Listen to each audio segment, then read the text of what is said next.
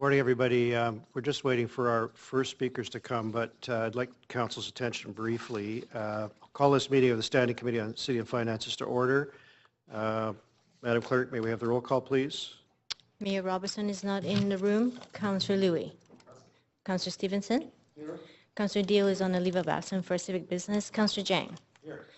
Councillor Reimer is on a leave of absence for civic business. Councillor Meix is in the chair. Councillor Ball. Councillor Carr. Councillor Affleck. And Councillor DeGenova. You have a quorum, Mr. Chair. Thanks, Madam Clerk. So, Council, for a couple of reasons, I'd like to suggest a change to the agenda, and that's partly to accommodate staff who would otherwise be here all day and could leave faster. That's the Playland redevelopment plan. Also, Councillor Ball's advised me that she may need to leave at some point during the day for urgent personal business. So I'd like to do matters that require 8 votes earlier. So I'd like to amend the agenda, and Madam Clerk, try to help me out here. So we go existing number 1, remain as is. Number 2, the Chinese Legacy Program. 3, the capital grant allocation. Then item 6, which is Playland, and then 4, and so forth to the end. Okay, it's been moved by Councillor Louis. Councillor Carr.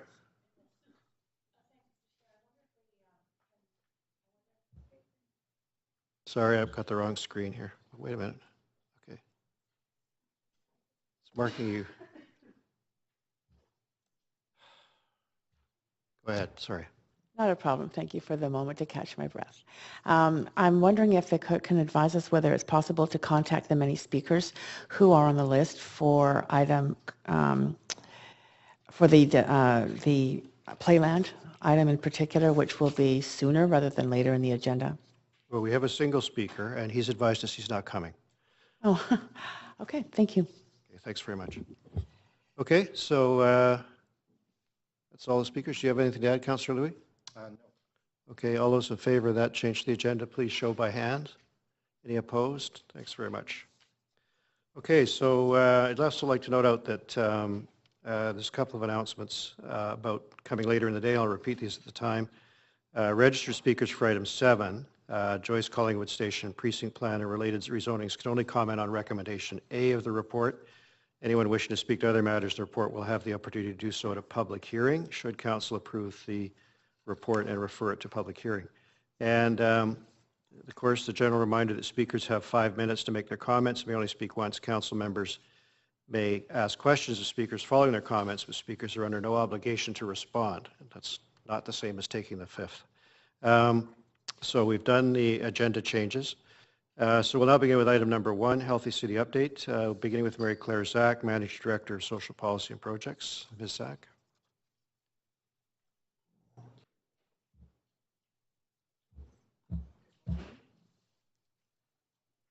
Can you get her mic on? I can't.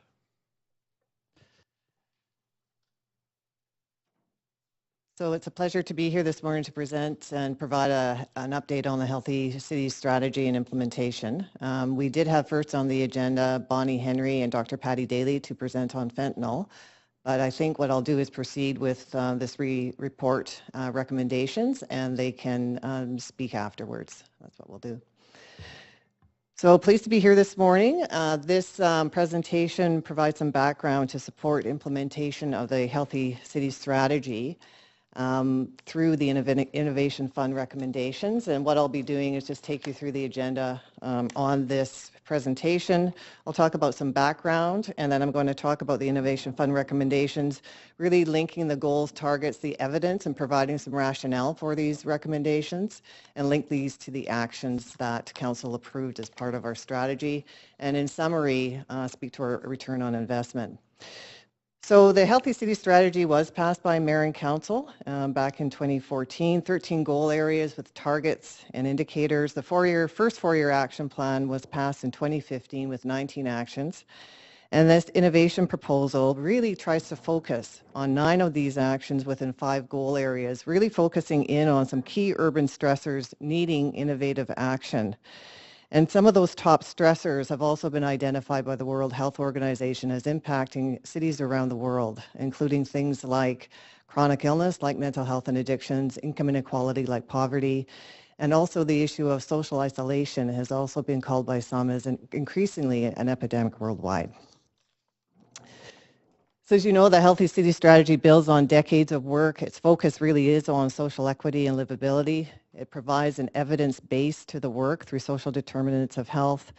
It aligns our city strategies toward common goals, but I think really importantly aligns us with our partners, particularly having an MOU with Vancouver Coastal Health and with other partners like our Healthy City Leadership Table, which includes 35 leaders in the city, among many, many others. It really does require partnerships. The city cannot do this on its own. And I think what we will see here is some examples also of partnerships and where the Innovation Fund has played a really significant role. So we know that it has, this slide just is showing the areas of focus for this report.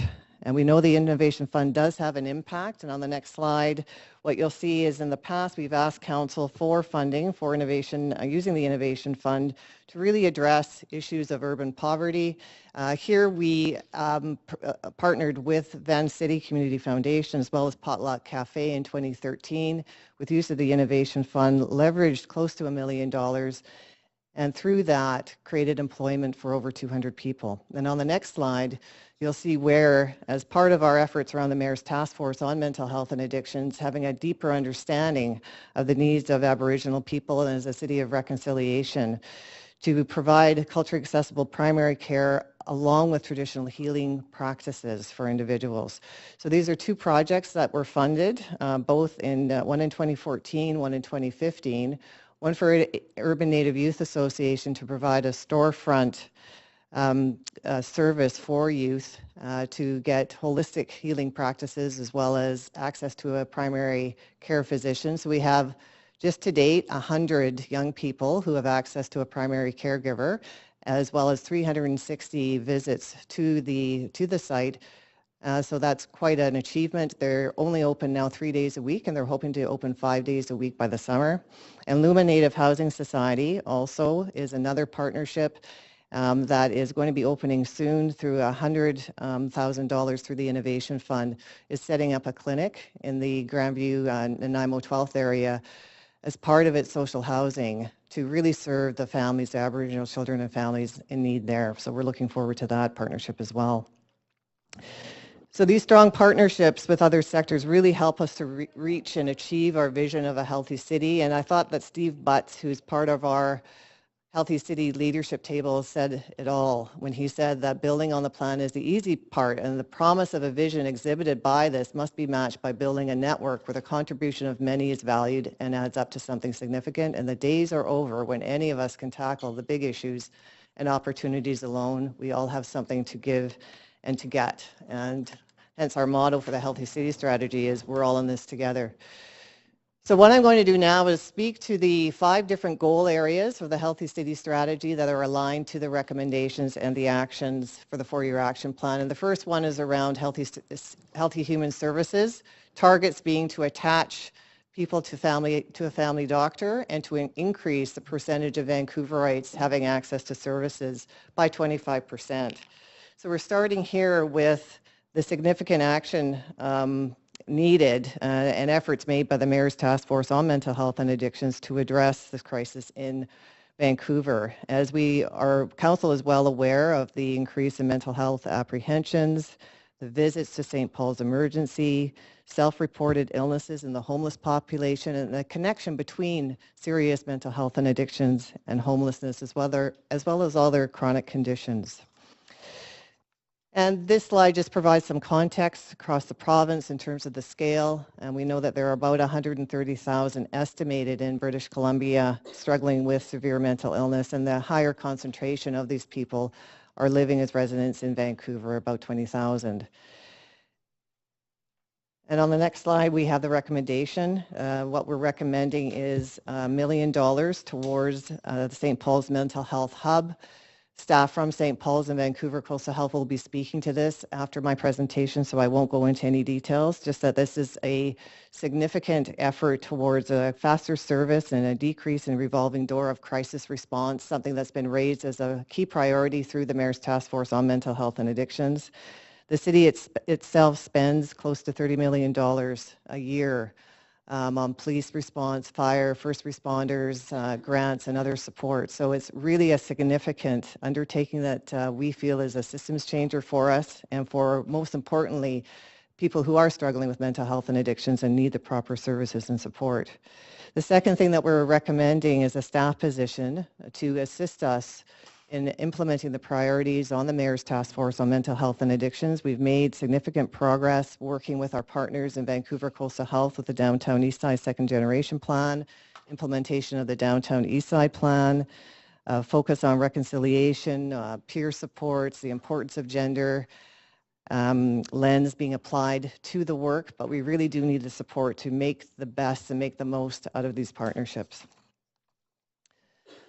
Our next goal area is around making ends meet, and we have two very ambitious targets here. One is to reduce the city's poverty rate by 75% in the next by 2025, and the second is to increase median income by at least 3% every year. So there's two aspects of Vancouver that I want to talk about in terms of economy. One is the projected GDP growth shows us in a very positive position. And certainly Vancouver is ranked in the top 20 startup ecosystems in the world. We have tech startups receiving about $583 million in investment just in 2014, a large film and TV production center, one of the largest in North America. But we also know that this doesn't tell the whole story of employment and making ends meet in the city. And what these next set of slides do is try to show, in addition to housing and housing affordability, other aspects of affordability that Vancouver residents may be struggling with. This first slide shows here that we have lower incomes than other cities across the country, and certainly that's okay. And then certainly in the city of Vancouver, relative to other cities, has the highest level of consumer debt, also compared to other cities. And on the next slide, we can see that about half make actually a living wage in Vancouver. So the action that we're proposing for this is that we proceed with some funding requests to realize the goal that we have of being a living wage employer in Vancouver. So what this funding will do will help us identify best practices, the implications of taking this on as a city, and importantly, I think, project managing that implementation and moving this project forward that was identified not only in the Healthy City Action Plan, but also through a motion from Council. Poverty across Vancouver's neighborhood is reflected in this slide, and what we can see, as we know, is that 61% of people living in the downtown east side are impacted by poverty, but it really affects 1 in 5 of Vancouver residents. And you can see from the tracks that the deeper the blue, the higher rates of poverty. So it's 1 in 5 in average in Vancouver. And on the next slide, what we see here is income distribution in Vancouver, and we know that it is less equal and more polarized in Vancouver than other parts of the country. And this is something that we have to be paying attention to, because the polarization can lend itself to a lack of a sense of belonging, a decrease in trust, and a decrease in what we pride ourselves in terms of equality and democracy. So these are things to be looking out for. So in terms of actions to address some of these, one of the things that we're really pleased about to be able to recommend is a poverty reduction table and funding to help support that over the next 3 years. This will be co-chaired by Van City and the BC Poverty Reduction Coalition. It will identify what the city can do, what more it can do in this role, and will also engage people with lived experience. I think really importantly is develop an advocacy strategy for senior governments in terms of poverty reduction initiatives and to take action on these. The next action is related to the Downtown East Side Community Economic Development Plan and the need to take action on that. One of the key things that was identified in the Healthy City Strategy Action Plan is the need to have, across the city, networks of services to support social entrepreneurship and capacity building opportunities. What we know about Vancouver is that we are a mecca of social enterprise. There are about 400 social enterprises in Vancouver, about 100 of these concentrated in the downtown east side. What we have here is an opportunity to create a community economic development plan that can really harness and really pull together all of the opportunities we have in the downtown east side for economic development. And some of these include, as is shown on the slide, retaining existing businesses, growth in businesses. Identified is about 1,500 jobs in the next couple of years and 3,500 employment opportunities through the life of the plan over the next 8 years or so. So Wes Reagan has started this work. He's engaged a whole committee of downtown Eastside residents and businesses, and so we're looking forward through his continued work with us over the next 2 years to make this happen. This is just a slide that really demonstrates, it's a sampling of the social enterprises in the downtown east side that council is aware of. We've got Embers, we've got the Binners Project, United We Can, and East Van Roasters reflected there, all doing really, really terrific work. This next piece is on the goal area of being and feeling safe and included, where we're really striving for an increased sense of belonging and safety in Vancouver. We have 3 actions and recommendations attached to this goal area. The sense of belonging in Vancouver, and this is done through work, My Health, My Community survey that was done with Vancouver Coastal Health, part of their longitudinal study efforts to really identify the well-being of people, not just in Vancouver, but across the region. What it shows here is that in Vancouver, about half of us have a strong sense of belonging. Only half. And this is a really critical indicator for us because one of the things that came out of our engagement process through the Healthy City Strategy is that the sense of belonging and the need to connect with one another resonated the most strongly out of everything that people thought they needed to create a healthy city and achieve that vision of a healthy city for all. And there are a couple of different population groups that I'm going to be talking about in terms of this, but what we do know, for example, through our efforts as a city of reconciliation, that urban Aboriginal people, their definitions of success are no different from those that all of us have. They want to be close to family and friends, they want a balanced life, they want to have healthy children, have a good job, those kinds of things. Connection to their culture is also very, very important to them, but they're also feeling the negative effects of negative behavior, unfair treatment towards them. And challenges also exist for New Vancouverites. What we can see from here is that 52% of us were born in Canada, but the rest of us weren't. The rest of us are definitely from somewhere else, have higher levels of education, but higher income poverty rates as well. So there's some work to be done to really engage newcomers, to engage our First Nations and urban Aboriginal people in our work. So some of the actions that we're going to be taking to do this include the hiring of an Aboriginal planner to work with us over the next 2 years. We've really benefited from the work and the efforts of Ginger Gosnell-Myers, but she is one person and she's doing some amazing, amazing work, but we do need to, I think, as a city and as a department, have a staff person that can provide us with the kind of strategic advice and support for the truth and reconciliation calls to action and much of the work that we're doing, whether it's in the downtown east side or across the city with our health partners, with other community partners on bringing the City of Reconciliation to life.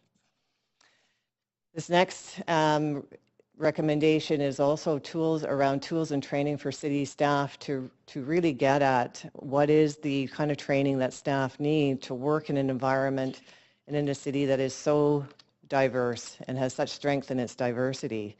So staff are going to be doing an inventory, what's existing training, what can we do to really approach training around inclusion and belonging from a number of factors, whether it's our LGBTQ community, whether it's homelessness, whether it's Aboriginal people and developing those competencies.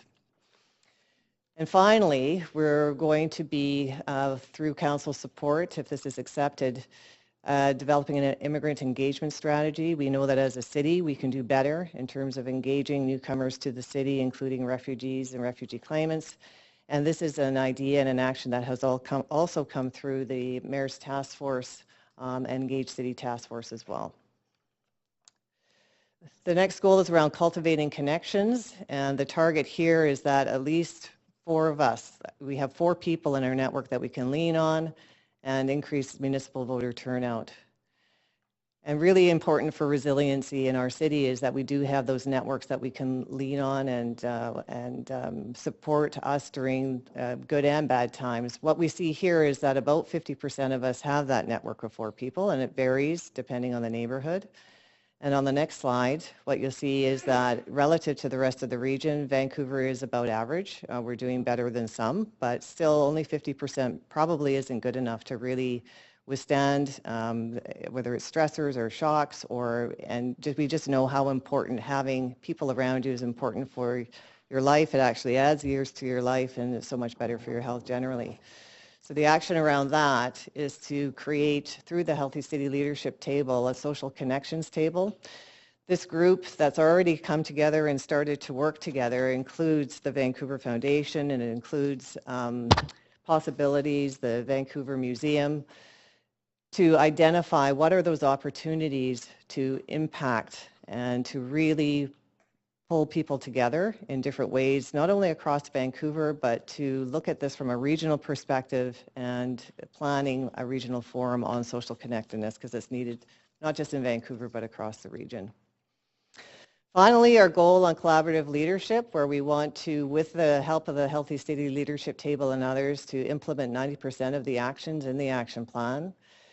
And what we have here is the recommendation for a pilot solutions lab, and this is to develop innovative solutions to key city challenges and urban stressors that we experience in an urban environment, and to evaluate this 24-month pilot program. We do know that other cities around the world have this kind of a lab for staff to bring people in, bring in expertise to really resolve some of those critical problems that we're grappling with. This will be the first of its kind in Canada. The last recommendation has to do with the Healthy City Secretariat. I do have a small team of staff, 2 of them who are here with me today, Kelty Craig and Peter Marriott, who work on coordination and the monitoring of the Healthy City Strategy, and who will be responsible for being able to report back in 2017 and on our success. What we're asking for is funding, $150,000, so that we can develop a digital dashboard to pilot that, to do an assessment with our partners on the effectiveness of the Healthy City Strategy, and also to delve into some primary research, not just with the city, but with our partners. This is a photograph that was taken at the Musqueam, where we had a meeting of the Healthy City Leadership Table a couple of months ago. So in summary, the report recommendations are before you. There's a 2.5 to 1 return on investment. We're leveraging nearly $6 million and significant in-kind support and volunteer hours from the leadership table, from all of our partners, many of whom are here today, as well as community nonprofits. And together, these investments will help support the strategy, the implementation of it, and we'll develop those innovative solutions that are really part of that upstream and preventative approach to responding to those key challenges in our communities to reach our vision towards a healthy city for all. So thank you very much for... Thanks, Ms. Sack. Because these are all one item, I think we'll do all 3 presentations and then do a round of questions from council and then come back to our speakers, okay? So with that, Dr. Daly, would you mind bringing us your news, good, bad, or otherwise? Thank you. Thank you, Mr. Chair. I'm really happy to be here today to support the recommendations in the staff report for actions under the city's Healthy City Strategy. And I've said this to council before, that Vancouver has been a national leader in acknowledging and investing in the social determinants of health. And your Healthy City Strategy is among the very best of its kind in Canada. In fact, I've shared it with my colleagues in the big cities across the country. In fact, I think it's one of the best in the world. But we know that developing plans, strategies, and partnerships, while important, are not important enough as measurable action. And I say this to my staff all the time, as we sign these agreements with other municipalities, I want to see what actions result from those partnerships. So today I'm very pleased that the report before you recommends concrete actions that address some of the highest priority areas of the Healthy City Strategy, namely poverty, social connections, and mental health. The largest funding request you have before you today is $1 million in funding for the St. Paul's Mental Health Hub. Not only is this hub essential to respond to the public health emergency of opioid overdoses, which you're going to hear about in a subsequent presentation to you, it also addresses the recommendations of the Mayor's Task Force on Mental Health and Addictions and the recommendations of the Vancouver Police Department. The hub will provide an opportunity to stabilize thousands of vulnerable patients, provide take-home naloxone kits and training for those at risk of opioid overdoses. This is critical to help stem the increasing overdose deaths in our city, but it will also allow us to link patients to mental health and addiction treatment, housing, and other social supports. You will also hear today from the leadership at St. Paul's Hospital Emergency Department that their department is in crisis. The thousands of visits from those with mental health and addiction issues not only challenge their ability to provide appropriate care to these patients, it impacts their ability to provide emergency care to other patients in Vancouver. What is most exciting about the hub proposal is that staff have identified a very innovative way of ensuring that the investment you make today will not be retired when St. Paul's moves to their new site over the next decade. By using modular units for the hub, these units can be repurposed when St. Paul's moves to their new site and be used for other purposes.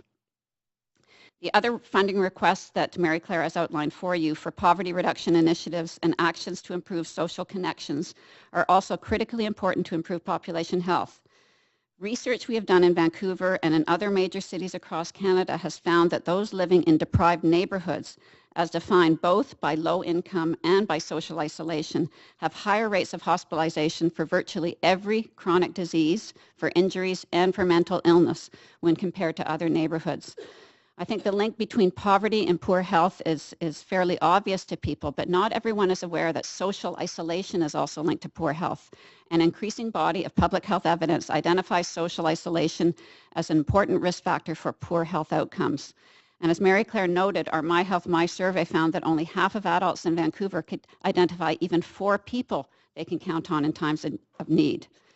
This will only rise as our population increases in the city, so we must take deliberate steps now to increase community connections. And this will be also important as Vancouver Coastal Health works to provide more care for people in the community. We need those social connections, social supports to keep people out of our overburdened hospitals.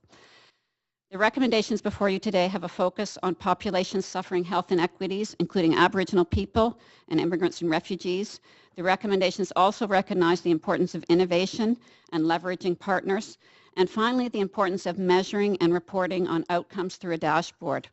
This type of measurement is critical not only for evaluation, but because we know that data can actually lead to action, not only by the city, but by your partners, including those who sit at the Healthy City Leadership Table.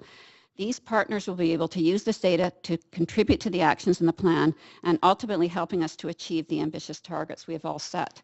So I look forward to your support today for the staff recommendations. Thank you.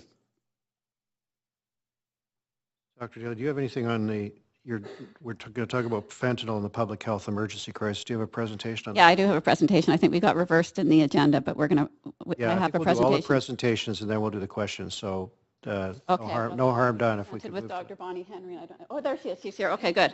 Okay. Thank you. So if we'll have to bring up that presentation.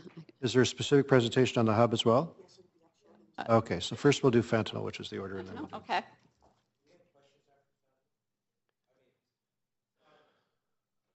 Sorry, it's a point of order.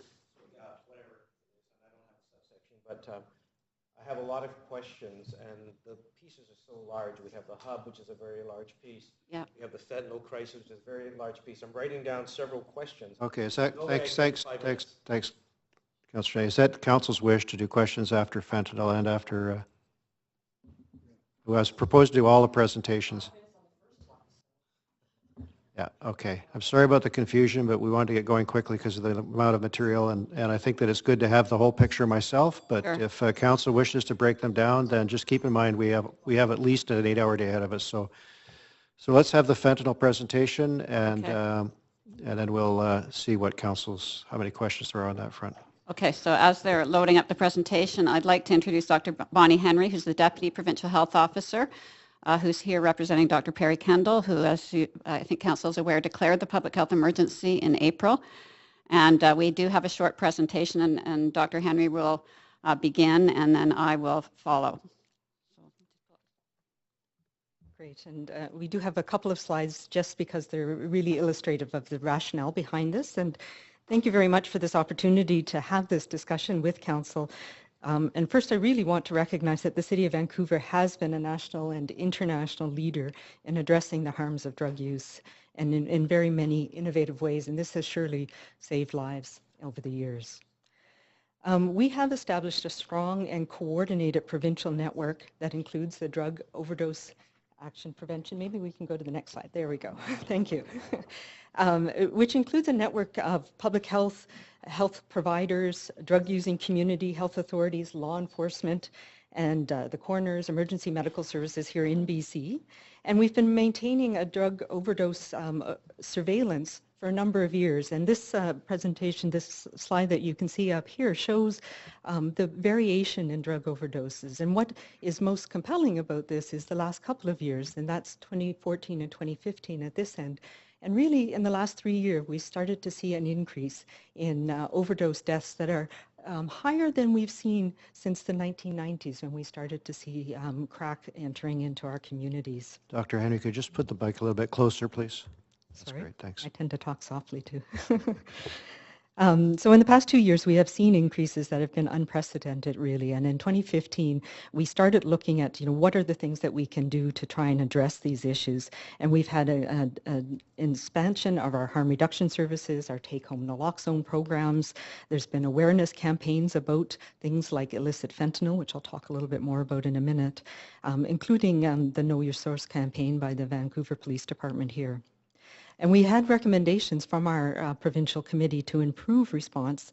And in the next slide, we can show that over the last couple of years, we've seen that this overdose deaths have increased, not just in the Lower Mainland, where we saw a lot of them in the past, but certainly across the province.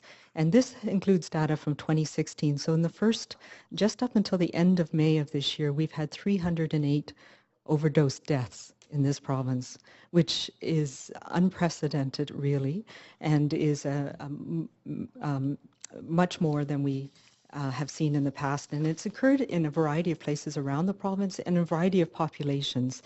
While the majority of these deaths are still in long-time established drug users, we're also seeing deaths in recreational users, in young people, and people who are addicted to pain medications for chronic pain issues.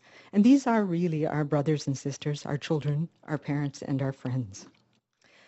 So in addition, and maybe we'll put up the next slide, what we've started to see is a dramatic increase in the illicit drug deaths in which fentanyl is detected. And this is not prescription fentanyl, which is made under regulated conditions in clean labs. This is primarily now illicitly manufactured fentanyl that's been smuggled into the country and into BC in particular. And in the first 6 months of this year, as you can see, over half of the overdose deaths that were reported to the coroner, fentanyl was involved. And the challenge that we see with this is that most of these deaths are not only fentanyl related, and as a matter of fact, almost all of them involve polydrugs. So there are many other substances that people are taking, in particular alcohol. And many of the people we know from our drug using community and from surveys that are done don't even know that fentanyl is in their drugs. They think they're taking something else. These are made to look like other medications, particularly oxycodone, and people are unknowingly taking these illicit fentanyl. And fentanyl can be very toxic in very small amounts, which makes it quite attractive to some of the drug smugglers. So we had a lot of discussions at the beginning of this year when we started to see, again, this increase in deaths about what we could do to try and increase awareness and coordinate our response. And we felt that declaring an emergency was one way to do that. And the idea behind declaring this emergency was to focus attention and resources to address this in a widespread and consistent way across the province. So we needed to increase access to more timely data. The data that we have from the coroner's office, we were getting on a monthly basis. We want to know more about the who and the where and the what that's happening with these drug overdoses. And in particular, we want more information on people who are surviving their drug overdoses, because that is a population that we know we can address. They're at a point in their time when they survive an overdose that they are more able to be receptive to services that might prevent them from overdosing again. They'll have the ability to get take-home naloxone, and we can get them into services to help them with their drug addictions. The other thing that we have done, last Thursday, there was a BC Overdose Action Exchange that involved leaders from across the province, including our provincial health officer here, but also the BC Centre for Disease Control, the Chief Public Health Officer for Canada, Health Canada, health authority leaders, the drug-using community and law enforcement. We had our chief coroner there, who's obviously very concerned about this as well, and municipal leaders. And a detailed report will be coming out of that. But there are 3 short-term actions that I wanted to bring up today, and then I'll turn it over to Dr. Daly. One of these is that we want to make sure that we can increase our access to naloxone, particularly through emergency departments, to reach those people who have survived an overdose and make sure that they have access to preventive medications in the future, and through our communities. We want to increase our access to opioid substitution treatments.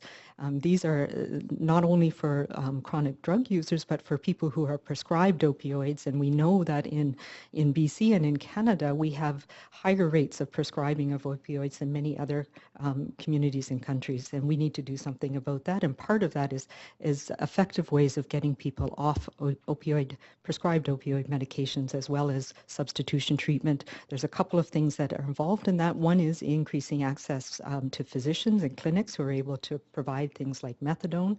And the second one is more awareness and increased availability of medications like Suboxone, which are safer ways of substituting opioid therapy.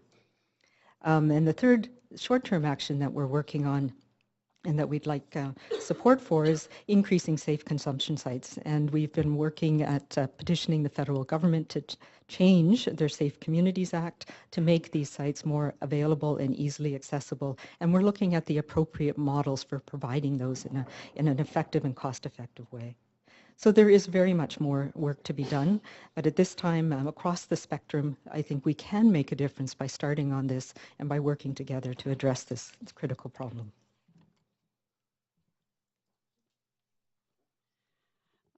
Next slide. Actually, go to the next one.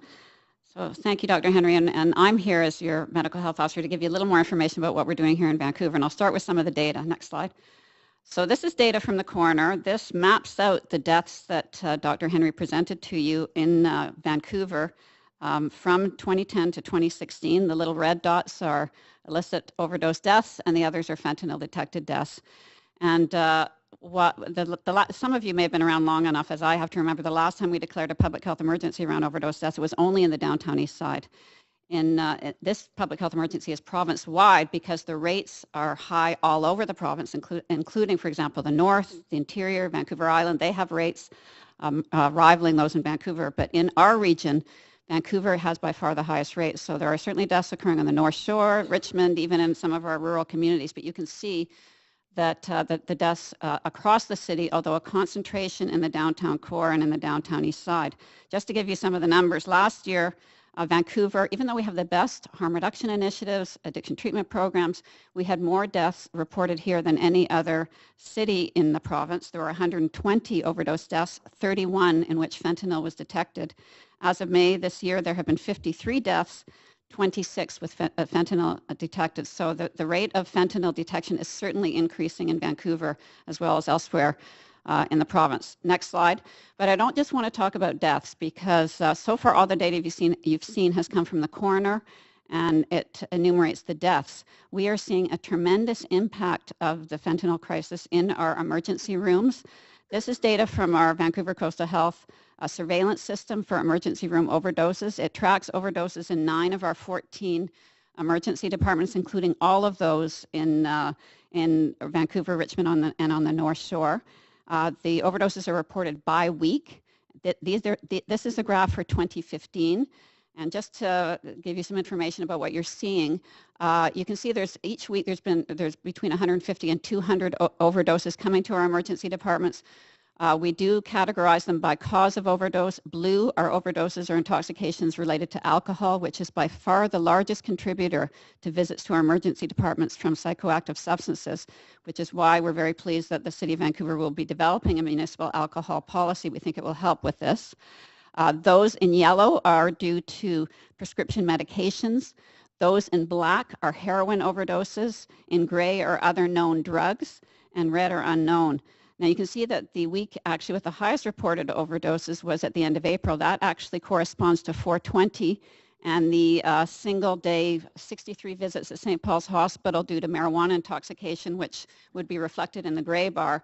But also important on this graph is the black line. The black line represents the average number of overdose visits for the previous 5 years of data. And you can see that in every week in 2015, we exceeded that number by considerable margin. And if I just graphed the heroin overdoses, you would see the same increase. For the last 2 years, we've been seeing increased heroin overdoses. Of course, we know many of these are actually due to fentanyl. And it's not just in our emergency departments. We do monitor overdoses at Insight, where we've never had a death. But typically, historically, we would see about 5 overdoses treated per week. Last year, we were getting upwards of 30 to 40 overdoses per week reported at Insight. Next slide. So this is my last slide, and I'm just going to briefly talk to you about how we are organizing our response to this emergency in Vancouver Coastal Health. We're really dividing our strategies into 3 areas. Harm reduction. Harm reduction means that we want to keep people safe while we try and prevent people from using illicit drugs and also treat their addiction. So it's all about those who use, for example, injection drugs, never injecting alone, and if they are injecting, to be sure they have access to the antidote naloxone in case they suffer an overdose. We have been doing considerable work to improve our addiction treatment programs, and there is work around prevention as well. And none of these are new strategies. Vancouver Community, for example, has been working on all of these strategies as part of their second generation Downtown East Side strategy.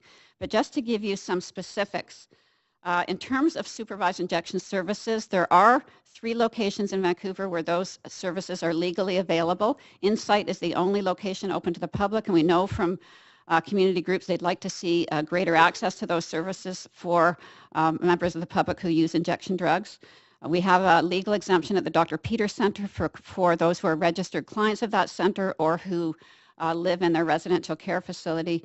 And supervised injection is also available at Crosstown Clinic, which is a Providence healthcare clinic where they undertook the Salome research trial, which demonstrated the benefit of both injectable prescription heroin and injectable hydromorphone, which is a legal substitution drug, in treating chronic heroin addicts who have failed other treatment.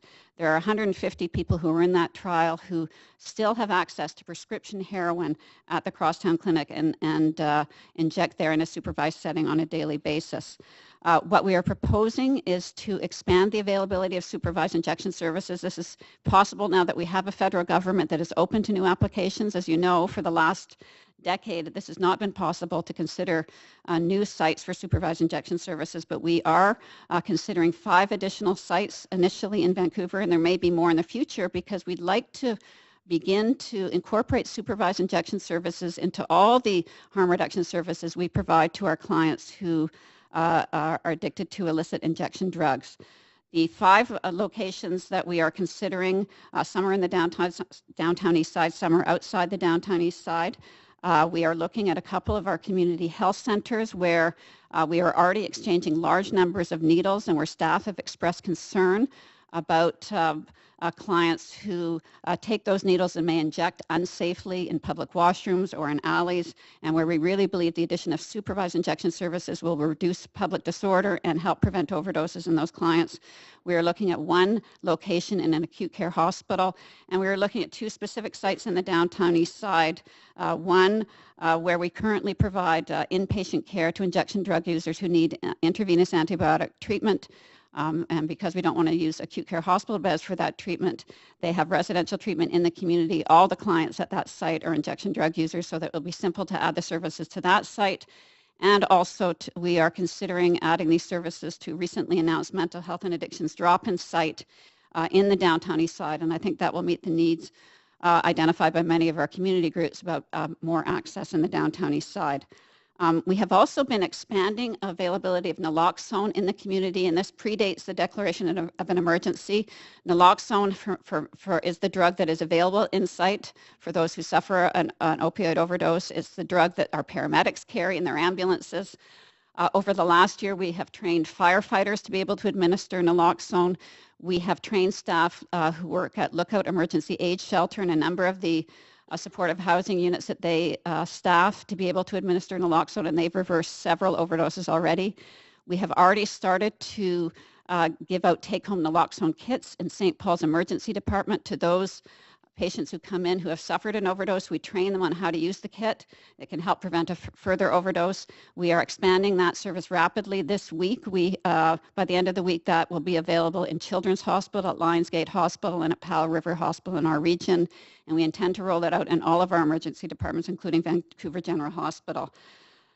We have been working as well on improving access to addiction treatment, and this is where the hub will be critically important. The St. Paul's Hub will not only provide us with the time to be able to engage vulnerable clients with mental illness and addictions, to give them the take-home naloxone kits, to train them. It will also provide us the opportunity to link them to appropriate addiction services. Vancouver community will be opening a low-barrier addiction treatment clinic in the downtown east side. We would also like to see expansion of the model that is currently in place at Crosstown Clinic that I mentioned, that provides substitution therapy for some of our most difficult to treat opioid addicts by giving them either prescription heroin or prescription hydromorphone. In fact, that clinic is so innovative that their physician leader, Dr. Scott McDonald, has been asked to speak to a U.S. Senate committee today as they deal with their own public health crisis from opioid overdoses. So we'd certainly like to see the lessons learned from that research study incorporated into the services that we offer. In terms of prevention, this is also where the city can make an important contribution. In a crisis, we always have to deal with the most urgent issues, and we do want to prevent people from dying of overdoses. We do want to treat those suffering from addiction, but we can't take our eye off the ball in terms of the strategies we know can help prevent people from developing opioid addictions. That includes things like investment in early childhood development, because we know that early childhood development is like the vaccine against mental illness and addictions. And certainly the city has been very committed to that strategy. It's part of our Healthy City Action Plan. But the work you're doing to provide housing, to help reduce poverty, all these things will help in our efforts to prevent vulnerable populations from developing mental illness and addictions. So I urge you to support the recommendations that have been put forward today. As I mentioned, the hub is critically important. I also urge you to support us as we go out and do our community consultations for the supervised injection services. One of the requirements of the Health Canada exemption is that we get a letter from the mayor supporting those applications. We've been very fortunate that we've had such support also from the VPD for both Insight and the Dr. Peters Center, and we look forward to similar level support as we identify these additional sites. We intend to undertake community consultation over the coming months and submit the applications by the end of the summer. It's a lengthy process because Bill C2, the piece of legislation introduced by the last government that creates a very high hurdle for getting exemptions for these services, still remains. In fact, we would also ask you to advocate for the government to repeal that piece of legislation, but given that we still have to meet the criteria in that act, it will take a number of months to get the applications together, to submit them, and to work through them with Health Canada. We anticipate those supervised injection services should be available, if all goes well, by next spring. I'll stop there, and thank you very much. Okay, so Councillor Jang, or is it Dr. Jang today, has proposed that we do a round of questions on the fentanyl issue, and then there'll be a further presentation, I think, on the hub. So, Councillor Jang. Thank you very much, Mr. Chair. Got a number of questions, but one thing I was very struck by looking at the data, and I did attend the Action Exchange on fentanyl last week, was that really the crisis that we're seeing in drug overdoses is across the city. It's not just a downtown east side issue, and it sort of cuts across all socioeconomic statuses, not just poor folk, but rich folk or whomever. I mean, I think the data, certainly my interpretation of the data supports that. Do you agree? Well, you saw the map, so we're certainly seeing deaths across the city. we don't yet have access to the full coroner's data, so it's hard for me to talk about the individuals who have suffered overdose deaths. That's something that we should be getting shortly after the declaration of an emergency. But I would say that that we believe that most of the deaths are actually people who have chronic addictions problems. There are, of course, you hear about deaths that are occurring in those occasional users of illicit drugs, and that's where some of our awareness campaigns like Know Your Source become important. But I would say that most of the deaths occurring in Vancouver still are among marginalized people who suffer from chronic addictions. Okay, great. I would agree with that, and that has been what we've seen as well. That some people are seeking out fentanyl, and those tend to be not the chronic drug users, but many of the people who have died, according to our discussions with the coroner, have been people who have unknowingly taken illicitly manufactured fentanyl. So what you're saying that in combination with many other substances. Well, certainly some data I've seen says that, for example, 73% of the people who went to hospital didn't know they had fentanyl in their system. Well, I can tell you at Insight, we ask everyone who comes to Insight what drug they're injecting so we can respond if they suffer an overdose. And in response to the increase in overdoses, we've tested some of the remaining drugs of those who've overdosed. None of those people knew that they were injecting fentanyl. They all thought they were just injecting heroin. So people that these chronic injection drug users don't know that they're now injecting a drug that is far more powerful than heroin, and they aren't able to adjust their dose. Okay, so we're also seeing, I mean, from what you said, that there are folks actually actively seeking fentanyl. I don't know that I would Small not. number. I would be careful about that. Okay. We don't know if that's the case. I can tell you that we don't routinely put out overdose alerts the way that the VPD does when we are concerned that there's a contamination of the drug supply, and that's because we are worried about a small number of people who may seek out more powerful substances, but I don't know that that's a major contributor to what we're seeing right now. The reason why I ask this is because certainly some folks that I talk to, certainly in my job, my other life at UBC in psychiatry, is that we have folks saying now that, well, naloxone, I can just take that and I'll be fine. Yeah. You know, so I'm going to go experiment because we know there's something. Yeah. But then, that starts to worry me when I'm starting to hear anecdotally, this is how people are treating naloxone. Oh, it's a cure-all. No problem. I can try it out. Yeah, and that worries us too, and that's why we don't want to put all the focus on the naloxone. Certainly, it should be available, but we know that, in fact, we've been giving out take-home naloxone kits for about 4 years in BC, and we've seen this crisis emerge even though we were giving out those kits, even though naloxone is widely available in Vancouver. It is not a panacea, and we really need to focus on some of the other strategies that we're looking at: supervised injection services, better addiction treatment, some of the steps we're taking to prevent people from using injectable and other opioid drugs. Okay. I would just say as well that what we are finding is that depending on the toxicity of the fentanyl that's being used, naloxone may or may not be effective, and you may need an increased dose. Increased doses, yeah. And the emergency departments are reporting that to us now. With this emergency, we're getting more data on that, and that's become a real concern. Some of my colleagues at UBC as well reporting that it takes 2 or 3 doses sometimes to get that basic effect because it's so high. And with other illicitly manufactured substances coming into play, we don't even know if naloxone will be effective in the future. Well, that was my next question. So we've heard now that W18, sort of the PhD project from some student, Yes. is now hitting our streets, which is supposed to be quite terrible. We're not sure if naloxone works, so that we don't know very much about this particular substance. Is that true? That's true, and I think this illustrates, and there may be other substances that are manufactured in future. The underlying problem here is these are illicit substances. There's no quality control in their manufacture. So you've heard me say that we need to seriously consider decriminalization of all illicit drugs. I know there's a bill right now, a private member's bill being discussed federally that will it's a Good Samaritan's bill that will allow people to report overdoses without fear of being arrested for possession of illicit drugs. I would suggest we need to go much further. We need to begin by decriminalizing possession of all illicit drugs. That will allow us to do other things. For example, we would like to be able to offer drug testing to those people who bring substances into Insight, but the staff under their current exemption are not allowed to handle those drugs. if we were to decriminalize possession of these substances, we could implement a testing program for people. It may not identify all substances, but it could detect fentanyl.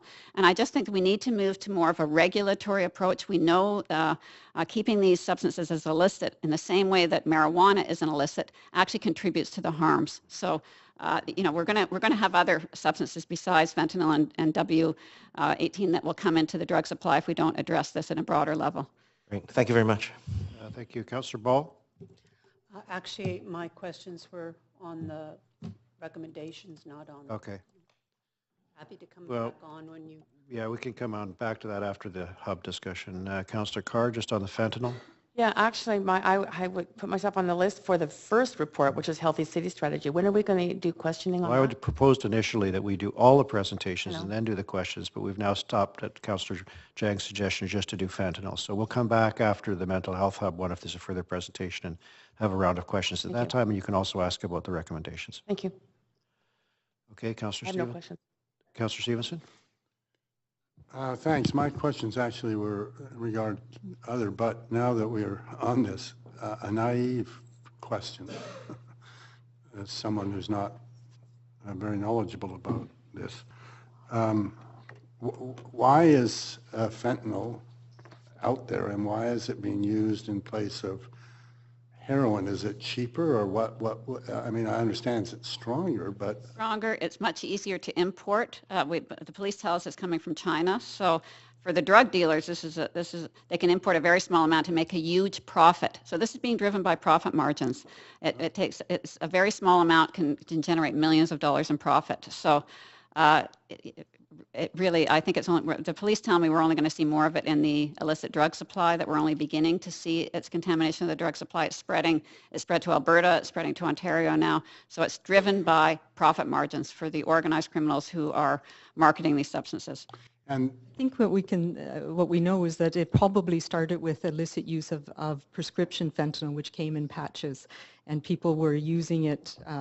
They were regulated and manufactured appropriately, but then it made its way onto the street, and then the drug dealers found out that it was easy to produce, and they could produce it large volumes. And they only needed a small amount, so the profit took over. well, then the other question from yours is, why is it coming from China? Why isn't it made here? Well, that's just the source of it. There may be substances that are manufactured in labs here that we might see in future as well. So it just happens, according to the police, that they believe the fentanyl they're seeing here now is coming from China.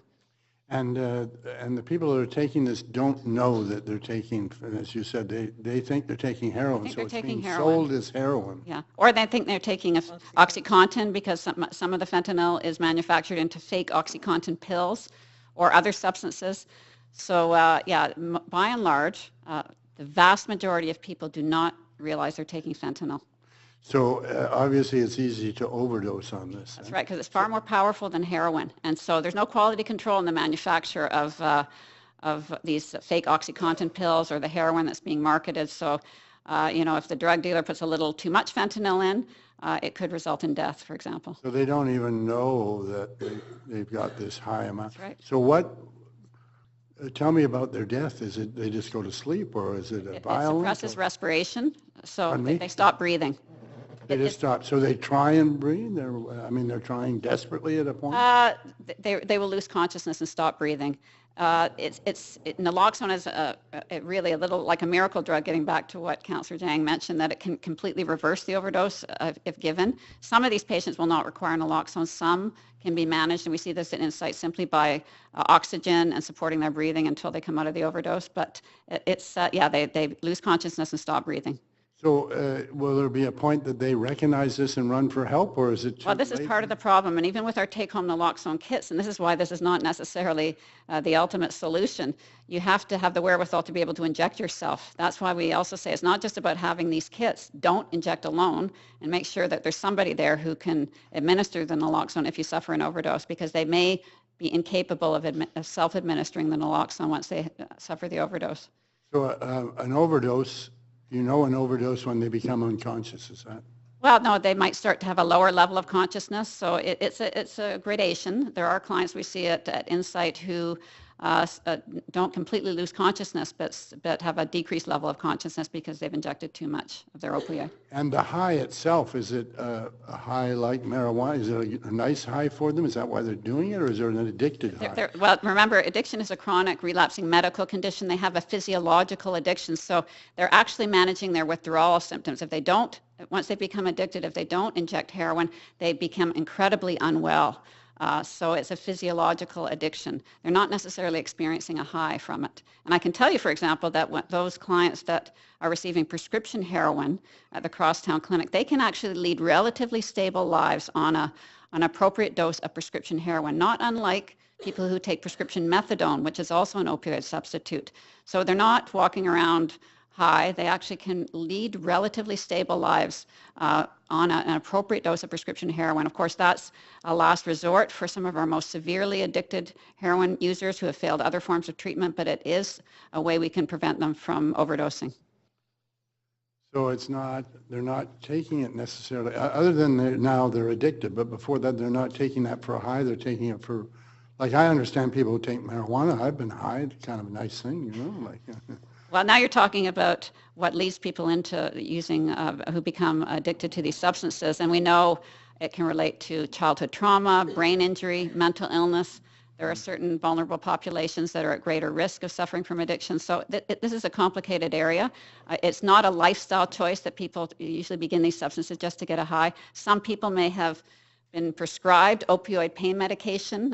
We see this more in the U.S. than here, but there are people like that here who, to manage a chronic painful condition and become addicted and then switch to an illicit supply when they no longer are prescribed these drugs. There are others who are suffering from addiction because of childhood trauma, Aboriginal people suffering the effects of colonialism, brain injury, other forms of mental illness. It's a complicated area.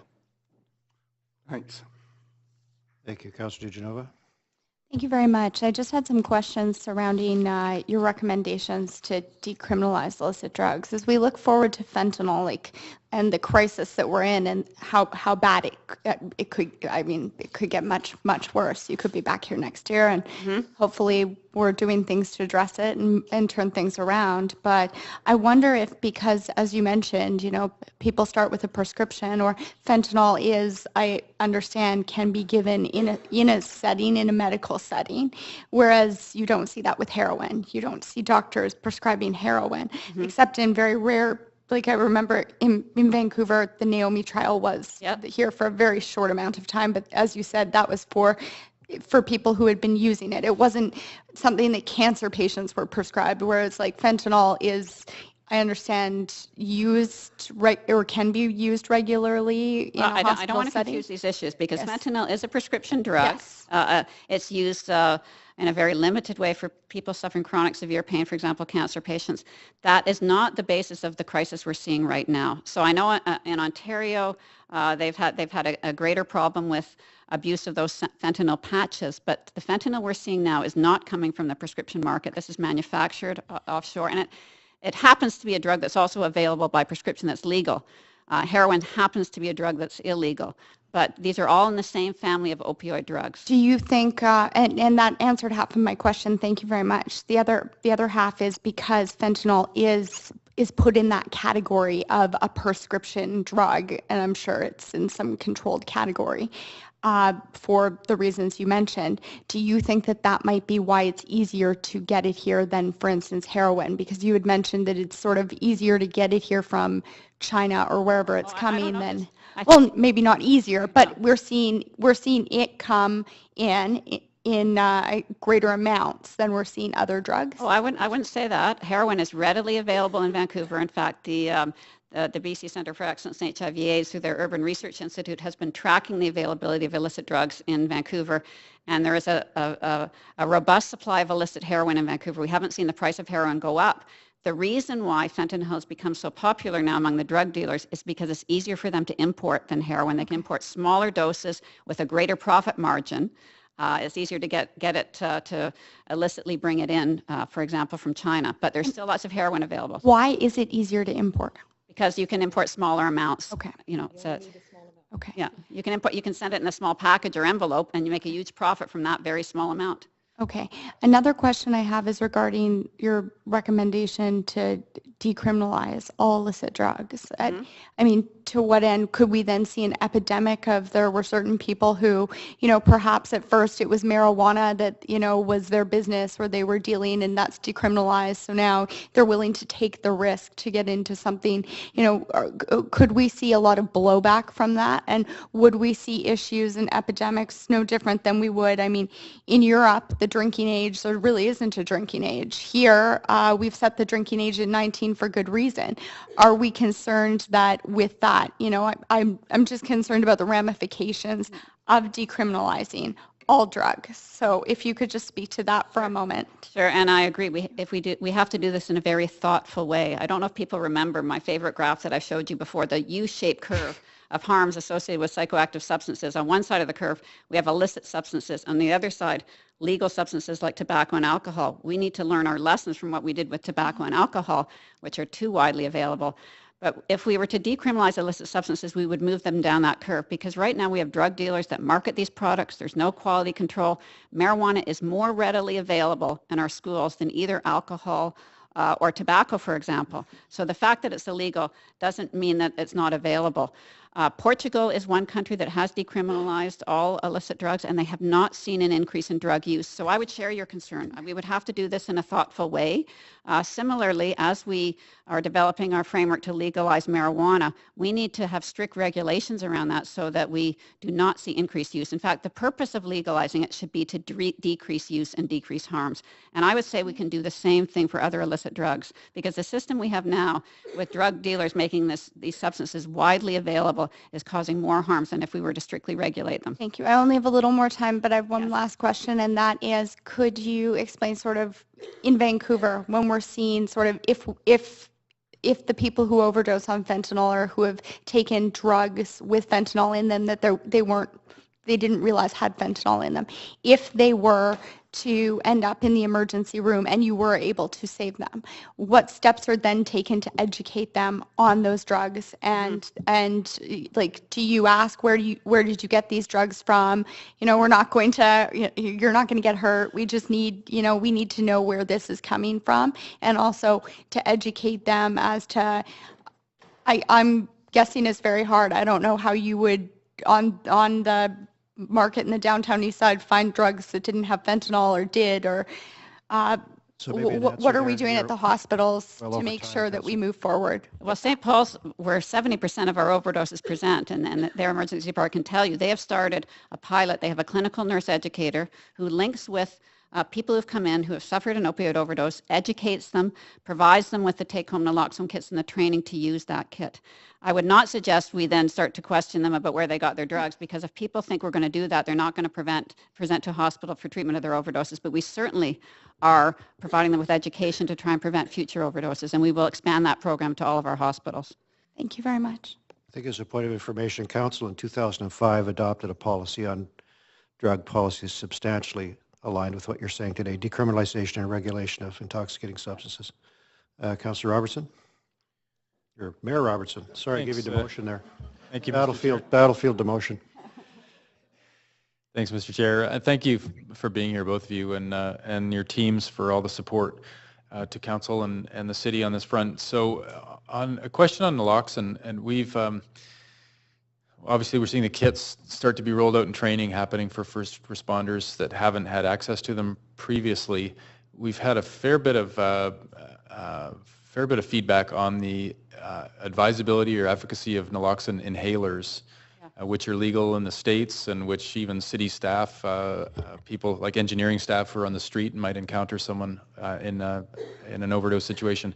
Can you just speak to the progress, where that's at, how advisable it is from your perspective, and the advocacy side of it? Yeah, so that's something we're looking at provincially, and it has not been, they've not applied for a notice of compliance, we called, or a license for that product in Canada. So we've had discussions with Health Canada, and they are willing to make it available under special access, and we're looking at, there's issues around how well it works. because when somebody's system is shutting down, the inhaling may not be as effective as injecting and getting it directly into the bloodstream, but it would be better than nothing in most cases. So we're getting a rapid review from one of the clinicians here at the Drug Centre for Excellence, and we're going to be talking with Health Canada about how we can make it available in BC, in particular for law enforcement who have real concerns about carrying around injectable medications. Right. Okay. That's consistent with what I've heard, and certainly in my work with VPD. No, they're very interested, and they are looking forward to the latest study on the intranasal naloxone suggests it may be as effective or more effective than the injectable. So we're evaluating that. But certainly VPD has come to me and talked to me about wanting to participate in that program if we make it available. Okay, but it's a Health Canada step. It's not licensed for use in Canada. That's been the roadblock, and it's not as if Health Canada had turned down a license. It requires a company to submit an application for a license, and sometimes because Canada's not a big market, they may not have done that. Okay. We certainly are working with Health Canada to have it available in BC once we get this rapid review, just to be sure that we know. Is there a fast track for something like that? Yeah. How readily can that happen if the company pursues it? It can happen within weeks. So we're actively pursuing that. Yeah. Well, given the scale of the crisis, it's unbelievable to see the spike in overdose deaths attributable to fentanyl, and it's great to have the information. It's great to have the emergency invoked to bring attention to it, but I worry that we don't have the remedies. We don't have a response. There is no one remedy. Right. Supervised injection services are not the only answer. Naloxone is not the only answer. The addiction is a very complex issue, and it's going to take a complex response. I do think we need to get innovative and recognize that ultimately this is a problem with illicit substances that are contaminated, and look at the source of that problem and change how we're thinking about what we're doing around illicit drugs. And certainly from a provincial level and the information exchange that had happened last week, there are longer term strategies that we need to look at, including physician prescribing of opioids for long-term pain and non-cancer pain. And there's a variety of strategies that need to be worked out over the next short term and long term. Right. The other piece that we've had some discussion about at Police Board and with the management team there is treatment on demand, that there are individuals that ask for detox and there's no detox or treatment available, and we've started that process of calling on the province, talking to Coastal Health and all the various partners to say we need somewhere where people can go when they're ready, they can go straight into treatment. And I can tell you that Laura Case is here, who's our Chief Operating Officer in Vancouver Community, and her team has done an amazing job at increasing the availability of detox and also addiction treatment. And we are opening a new low barrier addiction treatment clinic in the downtown east side. When are we opening that, Laura? In the fall. In the fall. That's going to make it much easier to get people into treatment rapidly. I don't know what our wait time is now for detox, but we significantly reduced it. You can probably, the staff here can say if you want to address that question. We just, Laura Case, Vancouver Coastal Health. We just started a new program, the START program, which is detox unavailable as people need it in folks' homes. So that's a brand new program that's starting, and as well we'll be coming forward to the city in a future date around a partnership we're working with the city to sort of rebuild and really build up Vancouver detox in a new location with additional services. Okay. I think the one other thing that is going to be very helpful in this is the medication Suboxone, which has become available, which is a safer form of opioid substitution that includes a naloxone component so that people don't overdose on it.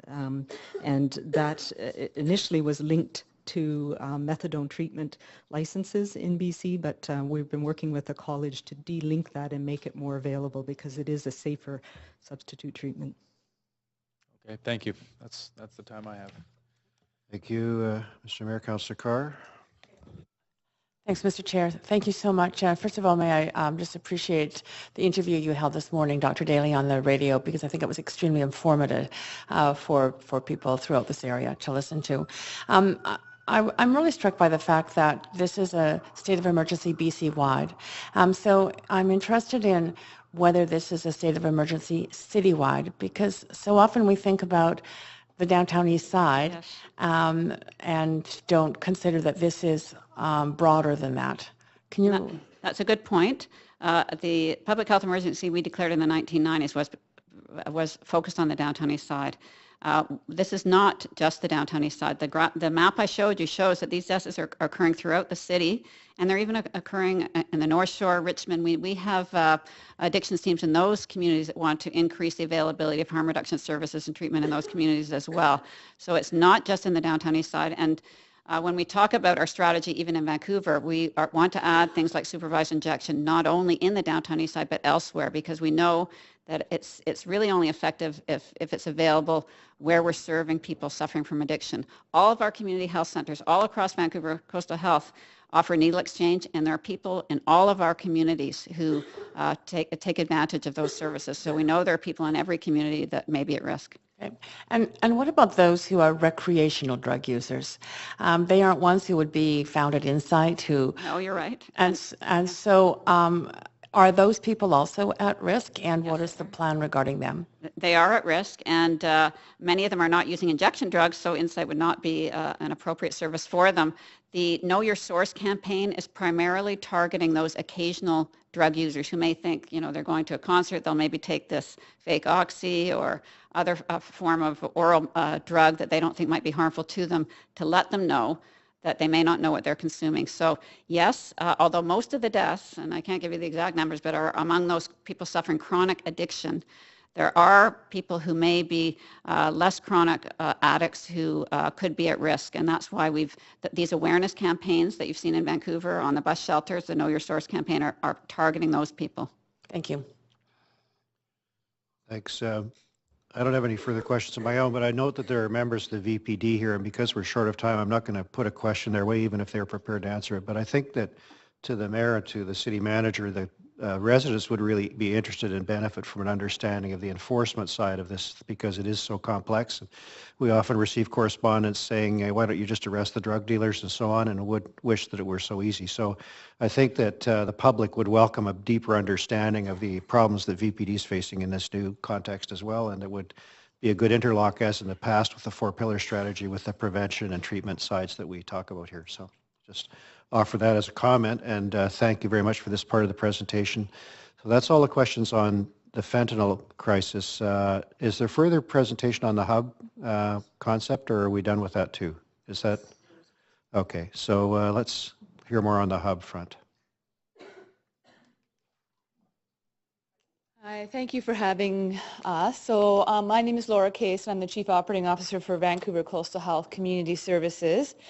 I'm just here actually to introduce the folks who are going to be doing the presentation, but I wanted to just quickly highlight my support for the Healthy City Plan, and I'm here to introduce the team that's going to be presenting on the hub.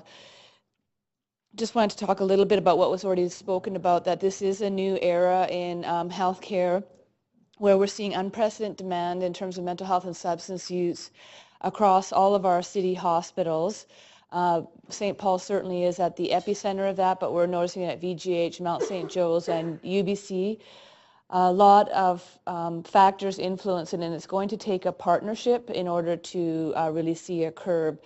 Despite quite a large increase in investment from the city, Vancouver Coastal Health, and Providence, we have what Jen Duff would refer to as the law of diminishing return. We continue to pour investment and energy into this, and yet the demand continues to rise. So it's really going to be a time of partnership that's going to see success in this area.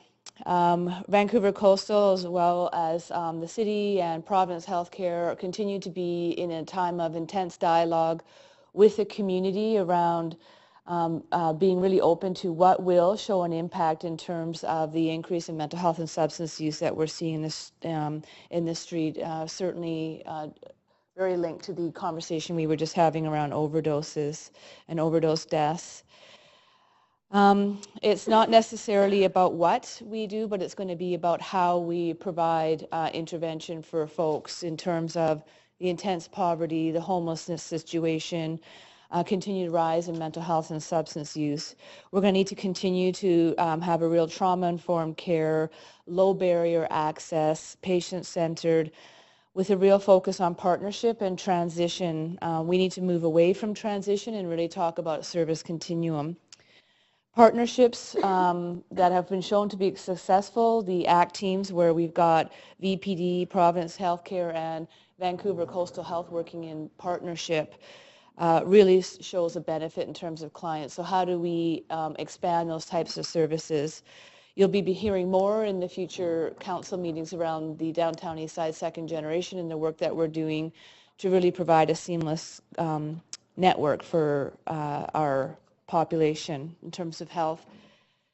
I'm now going to introduce the team. So Jen Duff, she is the Director in Mental Health for Providence Healthcare. Dr. Dan Callan, who is our head for Emergency Department, and Natasha Goldbeck, which is Director for Strategy Deployment in Vancouver Coastal Health.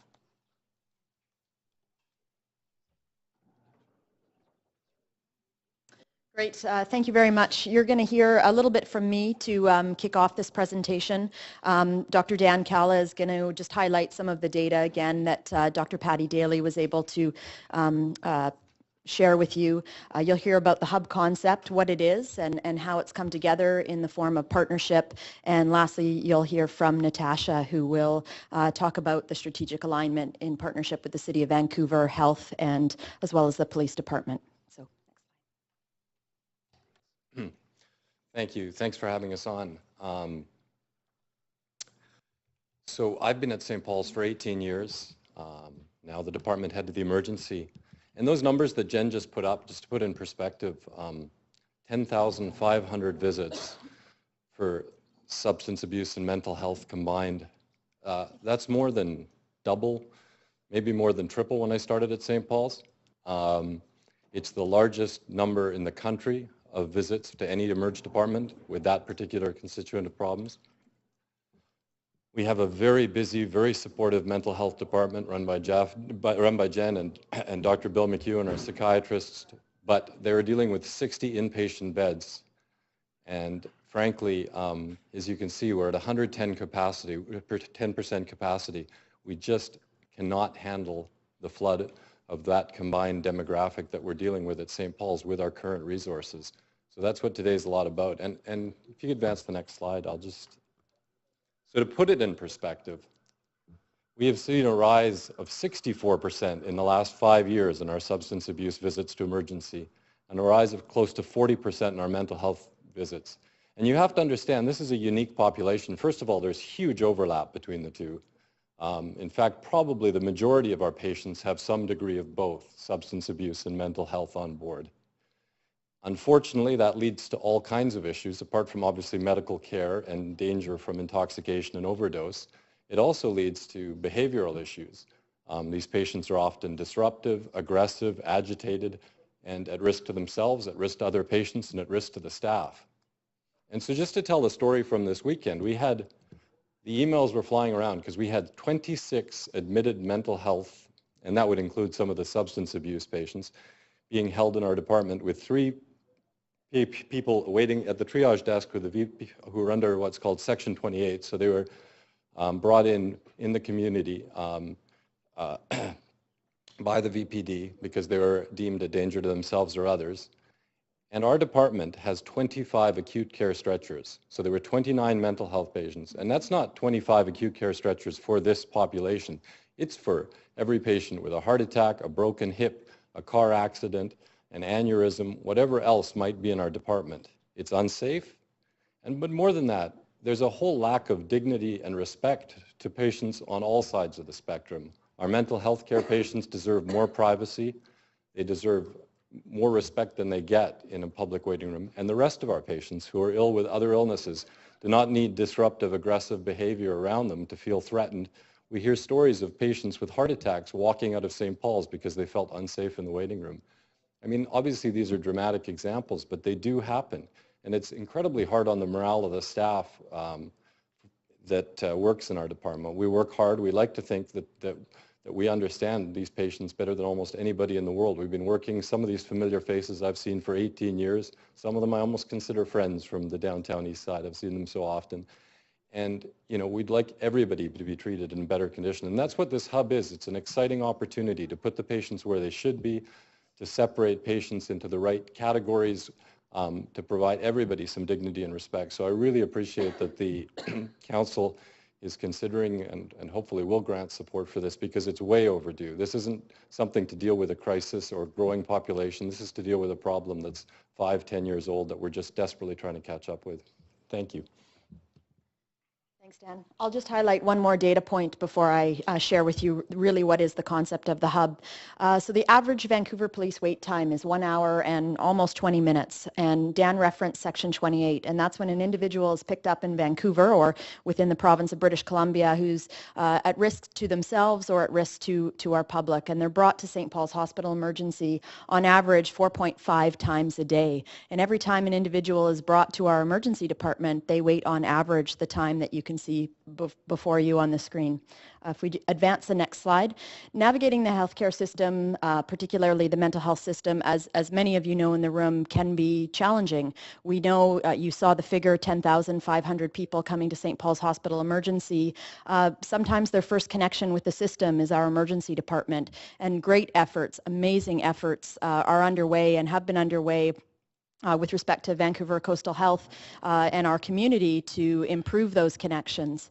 If we advance to the next slide, Dr. Bill McEwen, he couldn't be here today, is the head of Department of Psychiatry. And how the hub concept came to be was 1.5 years ago, the chief constable at the time, Chief Jim Chu, picked up the phone and he called Bill and myself and he said, we'd like to help. We have an anonymous donor that's come forward to the Vancouver Police Foundation, $750,000 this individual would like to contribute, and how can we help you solve this issue with what we're experiencing in our community and at St. Paul's Hospital. So in partnership with the Vancouver Police Department, who's here today, in partnership with Vancouver Coastal Health Authority, we put our heads together and came up with a concept and a vision for the hub. So what is the hub? So the hub is one-stop shopping for mental health and substance use. And Patty Daly referenced it a lot. What it is actually creating additional capacity for clinical care at St. Paul's Hospital. So if you look at the slide before you and read it left to right, what you'll see is increased capacity for 10 clinical spaces in the St. Paul's Hospital Emergency Department. We are proposing to do this not within our physical structure because we can't renovate a 100-year-old building that's full of asbestos and is not seismically safe. So what we are proposing is putting modular structures adjacent to St. Paul's Hospital Emergency. There's two courtyards that are empty and that sit directly behind the Burrard building that you see from Burrard Street. So increasing capacity for clinical care by 10 spaces with the support of Vancouver Coastal Health Authority, increasing our operating funds by $3 million to wrap clinical services around the patients that need care in those beds. In the middle, you see the Vancouver Police Foundation Transitional Centre. And this is where this concept and idea gets very innovative. This would be first of its kind in Western Canada. We had the opportunity in partnership with the Vancouver Police to travel to Toronto. And this is a model modeled after St. Mike's Hospital in the downtown core that sees a similar population to what we do here in Vancouver. And it's a transitional center that lets us enable people to get from point A to point B. And what we know about our population that we serve, who's precariously housed, who's vulnerable, who suffers from mental illness and or an addiction issue, is sometimes they don't always get from point A to point B. So this gives us the ability to discharge individuals presenting to St. Paul's Hospital Emergency and provides them with a better connection to our community. And we envision our community coming into the transitional center and working with the clients that are in our transitional center to get them from St. Paul's Hospital to the intensive case management teams in the community, to the assertive community treatment teams. And this is a model that happens now, frankly, but we want to do more of it and we want to increase those connections. If we go to the next slide, some key points. I've mentioned some of these. I won't read all of the bullet points. What we saw in Toronto is that the transitional center reduced readmission rates for this patient population by 70%. So they improve those connections of people presenting to an emergency department, needing clinical acute care services, and then connecting to the community, whether that be housing, whether that be addictions treatment, whether that be the mental health team. And so it's an effective model. And in fact, as St. Mike's Hospital renovates their emergency department, currently underway, they are doubling their footprint of this transitional center. We have an opportunity at St. Paul's, as you know, to rebuild St. Paul's, to envision what the future of healthcare can look like in our province and in our city. But we also have this opportunity to create a blueprint for what mental health can look like and what acute care for mental health can look like. And so we'd like to do that with the hub and the transitional center. If you refer back to the previous slide, you'll notice that we provided 2 pods, and that's our ability to provide gender-safe design and care. Right now, as Dr. Kalla described it, men and women present with a mental health issue or a substance use-related issue, and we put patients wherever we have a space. In the proposed hub, we have the ability to separate men and women because we have a separate space for that. We are proposing that the transitional center is peer staffed, and that is the model that we saw at St. Mike's Hospital. In our operating model that is supported by Vancouver Coastal Health, we also are proposing rapid access to addictions consultative expertise. And Dr. Daly also referenced this with respect to teaching for home naloxone kits and actually getting people the consultative expertise that they require to be safe in our community. Next slide. What our proposed outcomes are, definitely we've highlighted, improving access. We are proposing that by the creation of the hub concept, we will divert 5,000 of the 10,500 that we identified to the hub. What the pathway for the patient is presenting to St. Paul's in the usual fashion, being triaged, and then diverted to the hub, to the transitional center, to an acute care space, whatever the individual needs in the current context of their presentation. Again, I referenced the police wait times, 1 hour and almost 19 minutes for every time the police officers bring an individual to St. Paul's Hospital. Our target with this new model of care is 20 minutes, and it's a lofty target, but we're confident that we can achieve it with respect to the hub. Next slide. And I will pass it over to Natasha. And just wanted to mention also that we are working on indicator definitions and benchmarks for the other 2 indicators on the previous slide as part of the Downtown Eastside evaluation framework and the mental health and substance use evaluation framework as well for our whole system of care. So really just wanting to point out that this work, the design for the hub concept, really isn't kind of emerging out of nowhere, that there's lots of really focused, intensive community consultation and planning work across the VPD, the VCH, and other community groups. The local area plan, the second generation strategy, which folks have heard about as well, the healthy city strategy, which we're here under the context of today, the mayor's task force, and Project Link. So the key elements of all of those planning processes that we're carrying forward as a critical part of the hub concept is about peer-involved services. This is something that we've heard is incredibly critical to providing safe care for vulnerable people. And as you saw on a couple of slides ago, and Jen mentioned that 24/7 peer care is going to be a critical part of this, which is quite transformative and revolutionary for an acute care setting. So we're very, very excited about that. Better system navigation. The onus is really on vulnerable, chaotic clients to navigate a complex, difficult, confusing system on their own. And so this service is really about helping people with continuity of care and with retention in care by easier navigation and support for that navigation through the system. Enhanced coordination, similarly, is really about not letting people fall through the cracks. And as people move through the continuum of service across care settings, as their acuity goes up and down, that we coordinate the different levels of care and different settings of care that they need.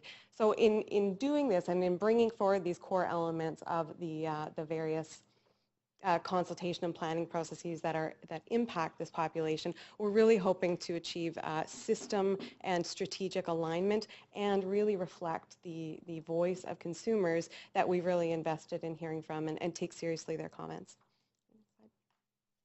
So the work of the hub is a partnership, and that extends to the resourcing of it as well. The Police Foundation has very graciously given $750,000 to support the transitional center, and really as a signal to their commitment to serving this population really well and in a holistic, trauma-informed way. The St. Paul's Hospital Foundation has similarly gifted 1.75, which is an enormous amount of money and really critical. And then the remaining capital funds is $1 million, which is our request from the city today. The total capital is 3.5, and then the annualized operating cost is $3 million, and that is the commitment that's coming from health. So that wraps us up with the presentation, and can open it up to questions.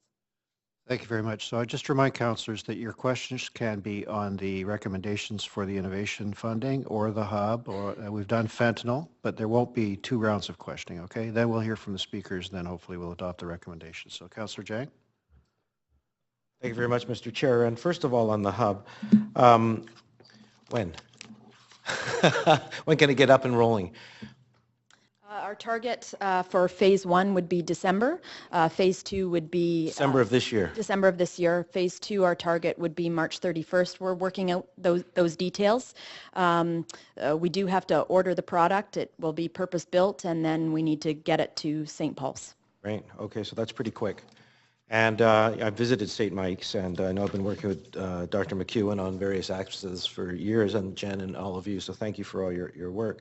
So really what the hub does, and people always ask me to confirm, is that what the hub does, it really gives us time. It gives healthcare workers time to actually have the patient become stable, let's say through an emergency setting, but then after that part, get in touch with peers to look after them 24/7 if you like, or help them navigate the system. Actually give folks that time, just as we have the opportunity to call our parents or our brother or sister or friends to help us out, and I had an aneurysm, help me out here.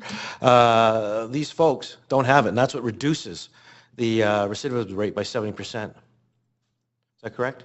Exactly the concept, and we know that this population that we're serving is precariously housed. We know that we need to build connections for this population in the community, and that's exactly the evidence that we saw at St. Mike's Hospital, was making and improving those connections. And if we build on the success of the assertive community treatment team, for example, we know the model works where that team comes into St. Paul's Hospital and into Vancouver General Hospital, touches the client, sees the client, and then makes that connection for the client in the community. And so we want to do more of that, not only with patients who need assertive community treatment, but people who need community mental health teams, people that need primary care in our community, a face-to-face connection, and an opportunity to debrief. If you can imagine having nothing, having not a roof over your head and not having any money in your pocket, and being discharged from the hospital because you're not deemed certifiable under the Mental Health Act. And so how are we able to support that individual to have a shower,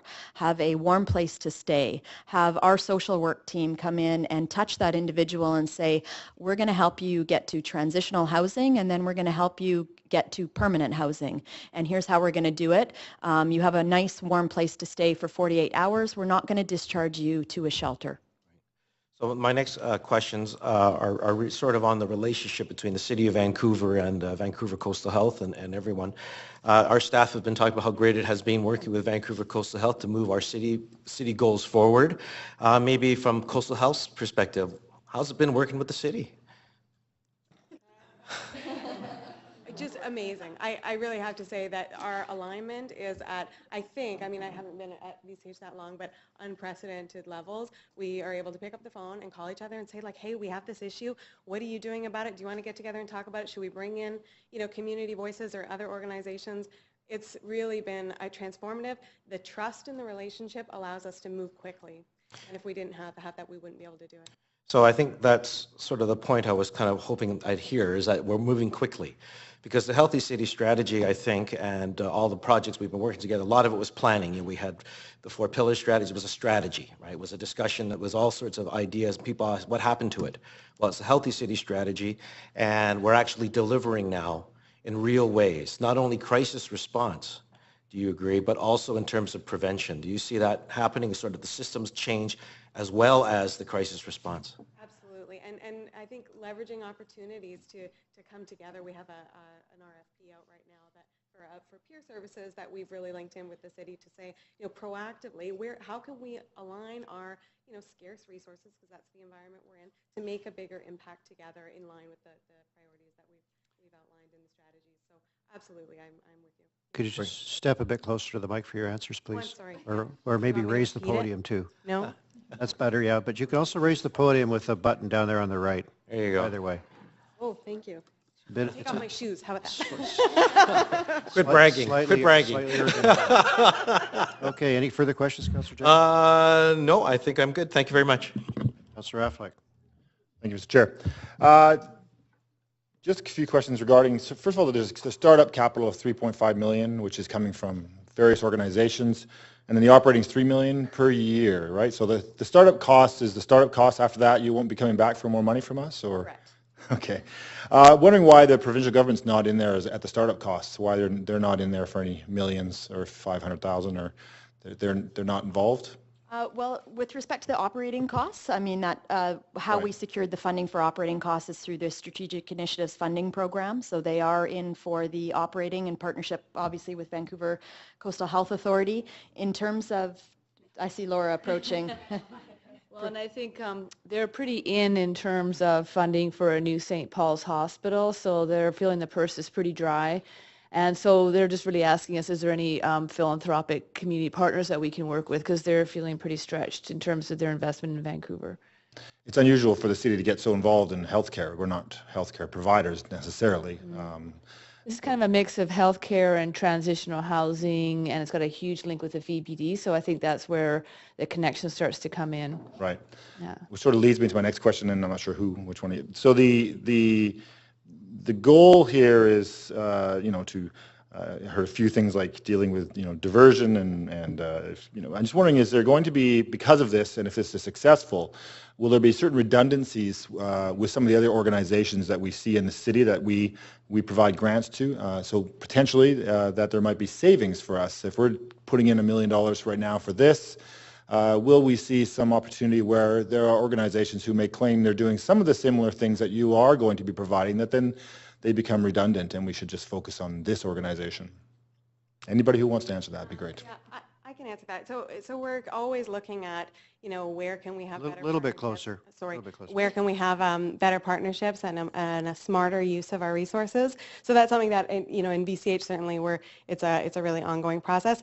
Right now, where we're at is there's no shortage of need for these services. So we're not proposing that the hub model replace any other services. We know that we really need all hands on deck right now, but at the same time, VCH does undertake a kind of regular process of reviewing and making sure that we're being smartest and most effective with our resources. How will we know when you've achieved some of the goals that provide us an understanding of when we get these applications for other grants, we go, you know what, I don't think we need that organization maybe doesn't need that money anymore because the hub is taking care of that issue. How will we know that? I think that really speaks to our partnerships, and that we can really just have those conversations, and we do have that really transparent dialogue that we'll be able to, and we're happy to come report back to council as well on the outcomes, and so that the councilors know as well as our staff team partners.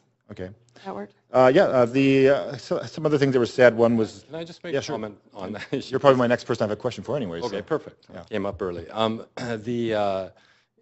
I think it's an interesting question, and the issue with most of the patients we deal with at St. Paul's Emergency, certainly the more acute patients, what we call the higher CTAS level, cannot be dealt with anywhere else. And this is not an issue where other centers, there's prevention, and hopefully dealing with the recidivism will make a difference. But the overdoses, the acutely psychotic, the acutely suicidal, they need to be seen safely by us, and we don't have capacity to see them now. So it's not like we're duplicating or having redundant services. We're doing a piss poor job of it right now. not out of necessity. And this is not a health-created problem. It's not a VPD or an ambulance-created problem. It's our beautiful city created problem. We all share the burden of this incredible drug epidemic that's going on, an alcohol epidemic. Yeah, and We you just- said... but I just, to your point, I understand what you're saying, but this is a very unique, not population, but a very unique presentation for this population that needs to be dealt with in hospital for the most part. And you said earlier, you said that that you can't handle the flood that's happening. I think that was what you said that earlier at St. Paul's. And the hub, and I heard 5,000 diversion, 10,000. I'm not sure about the diversion numbers, but where they're diverting from. But when you say you can't handle the flood, is that our responsibility as a city of Vancouver to take care of that for you? If you can't handle the flood at St. Paul's Hospital, I believe that should not be our problem. No offense to, we're not the administrators of healthcare in this province. Sure. What are you doing do you say that to the Premier and say, we can't handle the flood? That says to me there's something wrong with the process here. And what are you guys doing to deal with that with the province? Well, I mean, my first comment is I would suspect that 98% of these patients are citizens of Vancouver. I mean, that we see at St. Paul's. I mean, most of them live in Vancouver. Sure. So I understand it's their... Healthcare is supposed to be 100% a provincial issue, but I'm saying this has so many social and other implications. But for instance, we've already instituted, to Dr. Daly's point, the addictions team is starting to do consults now on this because of the fentanyl epidemic, because of the crisis. They're starting to do opiate consults in the emergency department to do proactive offer of detox and rehabilitation programs and Suboxone and methadone programs to our patients, which they've never done on a 7-day-a-week basis before. So that was just instituted. So that's just one example. We're trying every means possible, but we cannot, as I point out in the slides, no emergency has ever seen a growth in a particular constituent subgroup like we have in the last 5 years. And I realize it's a provincial problem, it's a countrywide problem, but right now the problem is centered in Vancouver, and the epicenter of dealing with that is at St. Paul's, and that's the first place we have to address it, I think. Thanks, Councillor Affleck. Councillor Carr. Yes. Thanks, Mr. Chair. You have another comment? Go ahead. I'm going to throw one more piece in there, the question about the responsibility piece. Daryl Weeb with the Vancouver Police. A lot of this has to do with public safety. This has to do with what's going on in the communities within which we work and live, and how many times the police become involved and engage with this population, not just because they're perhaps committing crime or being violent, but quite often they're the victims, more often than not. They're victimized somewhere else within the system, within the broader community. So really it's about looking after the citizens of Vancouver, and some of those people do in fact come from other places, but they are living today here and now in the city of Vancouver, and they are coming to our attention on a regular basis, and we are putting significant police resources into looking after them, into getting them the care they need. And the transition center in particular fills a gap. We do not have the ability today to transition those people seamlessly into the supports they need with all the other community services that are available out there, and we're about trying to make those connections. And if we reduce that recidivism, as we've called it, we're not having to deal with the people again, we're not having to have them return to the hospital. That really is where we're going to come ahead at the end of this project. You can stay right there. I have a question about when you start talking. Yeah, and just an introduction. I totally think that the responsibility that we have as elected councillors is around the safety and health, well-being, security of the people who live within the city. And I did note that one of the reasons to invest in this particular hub is to ease the burden on our police force, which we do pay for in the city. However, it's a curiosity to me.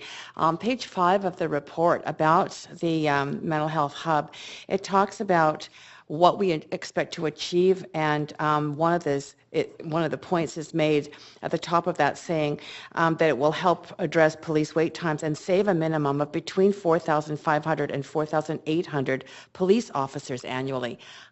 I have to assume that it's not that many police officers. It must be calls or hours or... We don't have that many police officers. Okay. It's hours. Okay. That's meant to be hours. I think it's a missing word. Okay, thank you. just to be sure. And I have some other things questions to ask other people, but thank you for that. I'm assuming also that although the goal, it wasn't specified in the goals, but one of the goals must be to decrease deaths. I mean, this is the safety of individuals. Do you have a sense of how establishing this new mental health hub might in fact save people's lives? Yeah, I mean, we've obviously seen some statistics already on the overdose deaths, but there's all sorts of subsequent deaths that happen related obviously to addiction and to mental health. You know, one of the issues we had that led to a big review at St. Paul's was a patient being discharged and committing act of violence out in the community after discharge. And obviously, nothing will 100% prevent those kind of medical judgments, psychiatric judgments, and errors. Part of the issue truly is there's a pressure on capacity and opening up these very precious beds. And as one of the counselors pointed out, just by having more time and a little more space, and certainly this transitional care unit to get people resources in the community, we really think that'll make a difference. You wouldn't believe how often we send somebody out the door. We might as well send the ambulance to wait for them to overdose or get drunk again, to come back 2-3 hours later to our department and stuff. And if we can stop that revolving door cycle and separate the drugs and the mental health issues a little better in these patients, I think we'll make everybody safer, particularly the patients. I'm looking forward to the measurements of outcomes on this. I have another question about the hub, which is that the hub is intended to be in temporary buildings, in modular buildings, with the potential to move those buildings in 5 to 7 years. If the need is still there, can the building still stay there? For how long? And how long do these buildings last, these modular buildings? So our literature and knowledge on the product is that they last for about 20 years is their lifespan, and still going strong in the communities where these buildings currently exist. And we are proposing in partnership with the city, police, and health is that we identify the needs. So when St. Paul's Hospital does move to the new Station Street site, is that we work together and say, well, what is the need at this time, and how do we repurpose these modular structures to whatever they need to be based on the need in the city of Vancouver at that time. Thank you. I have one final question. It has to do with the original part of this presentation, and that is around the lack of connectedness, the lack of sense of belonging within the city. I'm particularly interested to know if we are also planning on maintaining through Vancouver Foundation the neighborhood small grants, because I've seen some remarkable results from attending those workshops where people, it really connects people who would never be connected in a neighborhood. So are we going to still continue with that program? The Neighborhood Small Grants Program was part of a funding strategy that we had with Vancouver Foundation with the Greenest City Grants, and staff are looking at that now in terms of what our next steps might be. That's been flagged as a priority for us. Thank you. We know that those grants go so far in connecting communities together, so we're very supportive. Okay, thank you. Thanks, Councillor Ball. Yes, thank you very much, and thank you all for all the information. I just have one question regarding which is the mental health hub. I think it's a terrific idea, obviously much needed in the community. It is going to be available for those who aren't addicted as well, those who have mental health issues but are not addicted, because I do know that sometimes the people who do have mental health issues sort of drop to the bottom if they don't have addictions. And I've helped several people through the wonderful St. Paul's and do know that that can be an issue. So I just want to make sure that it's not a requirement that you have an addiction to be able to be treated at the same level and speed and everything, and that this will help those people as well. Yeah, I mean, I could just say absolutely and save us all 2 minutes, but I think I won't miss this opportunity to say that's a very important point. Sometimes in the emergency department, the squeaky wheel gets the grease, right? And it's the disruptive patients, the ones who are high on amphetamines and who are also psychotic and stuff, who get most of our attention because, frankly, we have to. They're more urgent. And so the quiet suicidal patient will sit for hours sometimes, the quiet tearful patient or anxious patient. And this is one of the beauties of the hub, because we're going to have sort of a staged approach where we're still going to treat the sickest, most agitated patients on the acute side, sometimes in our resuscitation rooms. But the patients who are medically stable and behaviorally stable will be able to go directly to the hub and get care in a quieter, safer place for them. So it's a huge advantage to that community too. I'm glad you took more than just the absolutely, because having had to go from hospital to try to find support for people without addictions, that this is really good news. So thank you. I would like to ask staff about B and C. And so I believe that would be Ms. Sack who would answer those questions. I have had a number of questions come to me about BC, and so I'm hoping you can help me. I have never seen, and neither had a few accountants who were looking at this, seen in-kind advising used in a monetary way, which is done in both B and a number of the bullet points in C, and especially coming from an institution that's a commercial institution.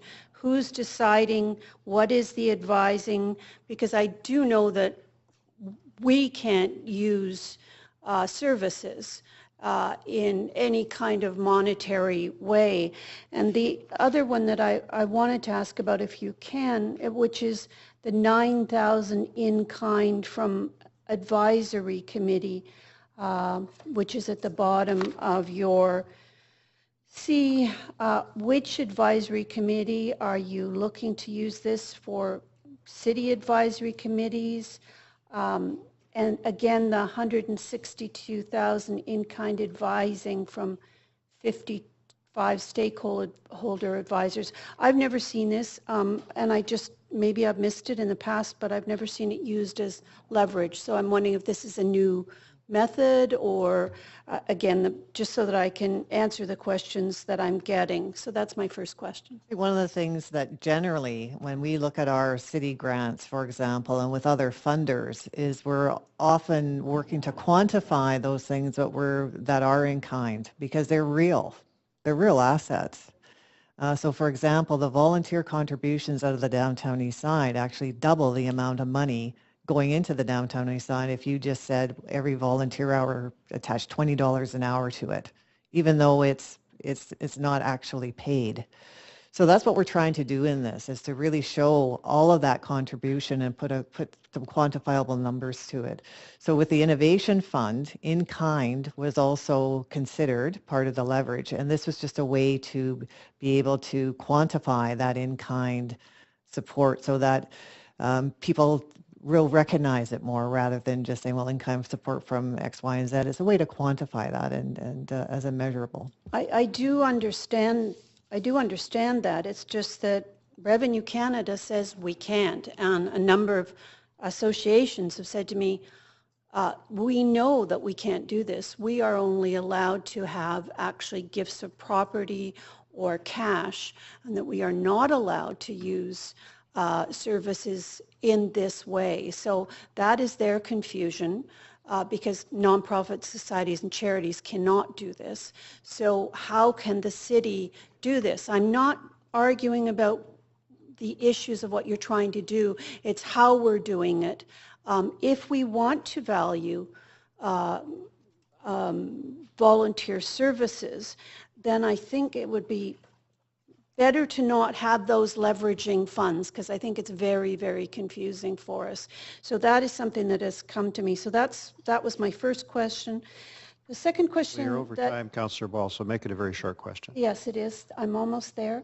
The 162,000 of in-kind advising from the 55 stakeholder advisors, is that the same group or advisory committee? Is that a separate advisory committee? It just didn't refer back. Or is this the Healthy City Advisory Committee? I'll ask Kelty Craig to respond to that. Thank you very much. Thank you. So that particular item is in reference to the 24-month pilot of the Solutions Lab, and the way that we valued that, the idea of what that lab will look like, will it involve kind of bringing in key users or stakeholders who would have donated approximately 20 hours of their time and advice.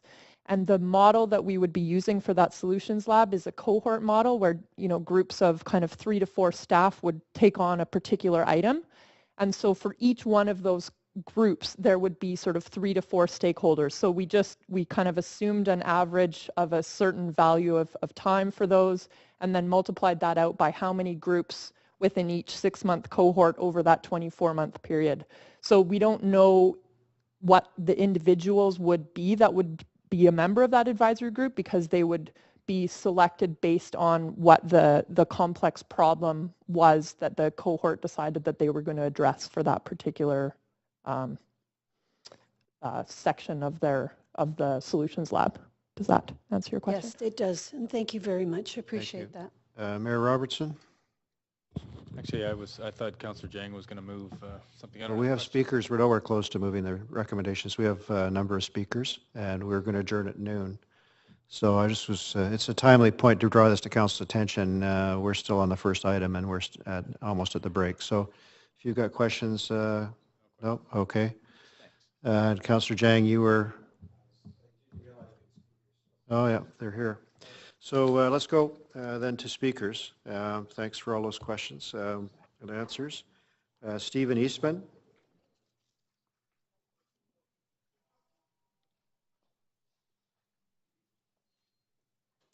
Welcome, Mr. Eastman.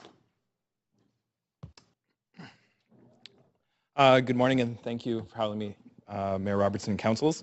I'd like to start by acknowledging and thanking the 3 local First Nations whose traditional and unceded territory we are on here today, the Tsleil-Waututh, the Squamish, and the Musqueam peoples.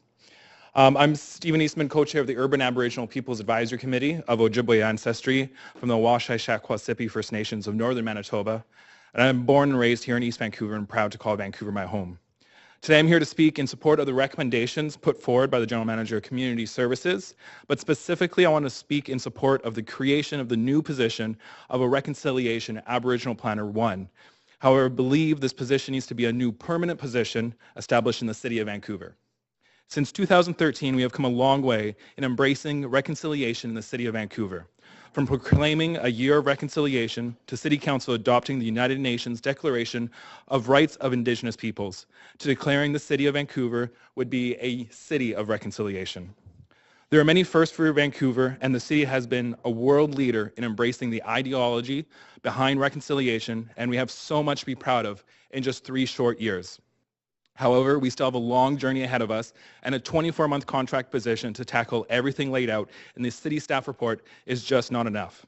This is a chance to make another bold step forward and continue to raise the bar for communities across Canada, across Turtle Island, and around the world.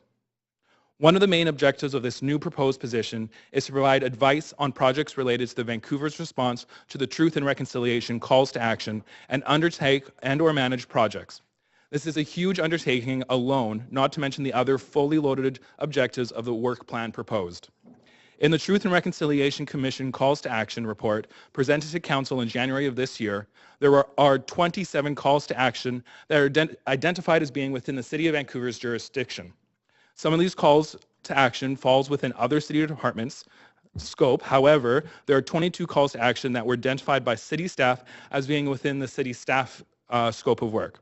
These calls to action include the child welfare number 5, education number 7, 9, and 12, health number 21 and 22, youth number 66, justice number 38 and 40, sports and reconciliation number 90, UNDRIP number 43 and 44, the Royal Proclamation and Covenant of Reconciliation number 47, Museum and Archives number 67 and 68, Sports and Reconciliation number 91 and 87, Professional Development and Training for Public Servants number 57, Education for Reconciliation number 63, Commemoration number 80 and 83, Business and Reconciliation number 92, and Newcomers to Canada number 93. These are obviously some very hefty calls to action for one planner to undertake. Yes, these calls to action are going to be spread throughout the city, but I'm sure this individual will need to be involved in one way or another to ensure the city continues to move forward on all these items. Besides having to undertake and/or manage these projects, the proposed work plan also includes assisting with priority actions of Mayor's Task Force on Mental Health and Addictions on the Downtown Eastside Local Area Plan, provide stewardship towards recently signed MOU with the Metro Vancouver Aboriginal Executive Committee, report back to Council as requested on Child and Youth Representatives Page Report, coordinate and manage Aboriginal projects in the Downtown Eastside and across the city in community services, provide support and/or advice to community plans, social and cultural grants, Aboriginal childcare, cultural projects, and cultural competency staff training. I may not be a city planner, but based off of my observations during my work with UAPAC, I'd say this work plan is enough for an entire planning department, let alone one individual planner over 24 months. I know that this report is that if this report is adopted and this proposed position is created, that there is the possibility of extending it after the 21st position. But we need the City of Vancouver and City Council to step up and continue to be the leader in the international leader in reconciliation. Not only is this planner position going to be supporting the urban Aboriginal population in Vancouver, this work plan is essentially creating the framework that is going to create a safe and inclusive community for all Vancouverites. This is a path which we can create a stronger, more unified, and diverse society for the benefit of all community members now and into the future. I ask that the City Council consider amending these recommendations before you today and take the bold step forward in creating a permanent reconciliation planner position and cement your commitment to being a city of reconciliation. Thank you. Thank you very much. Don't have any speakers, Mr. Eastman. Questions, I mean. Thanks for coming. Thank you. Penny Kerrigan, Urban Aboriginal People's Advisory Committee.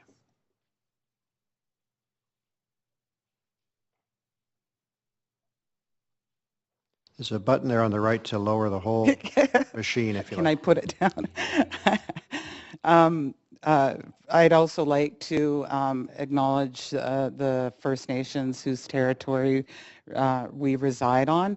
My name's Penny Kerrigan. I come from the Haida Nation, and I have been sitting on the Urban Aboriginal Advisory Committee since it started. I advocated for that position. Since the start of our committee, we have come a long way with the City of Reconciliation and supporting the UNDRIP.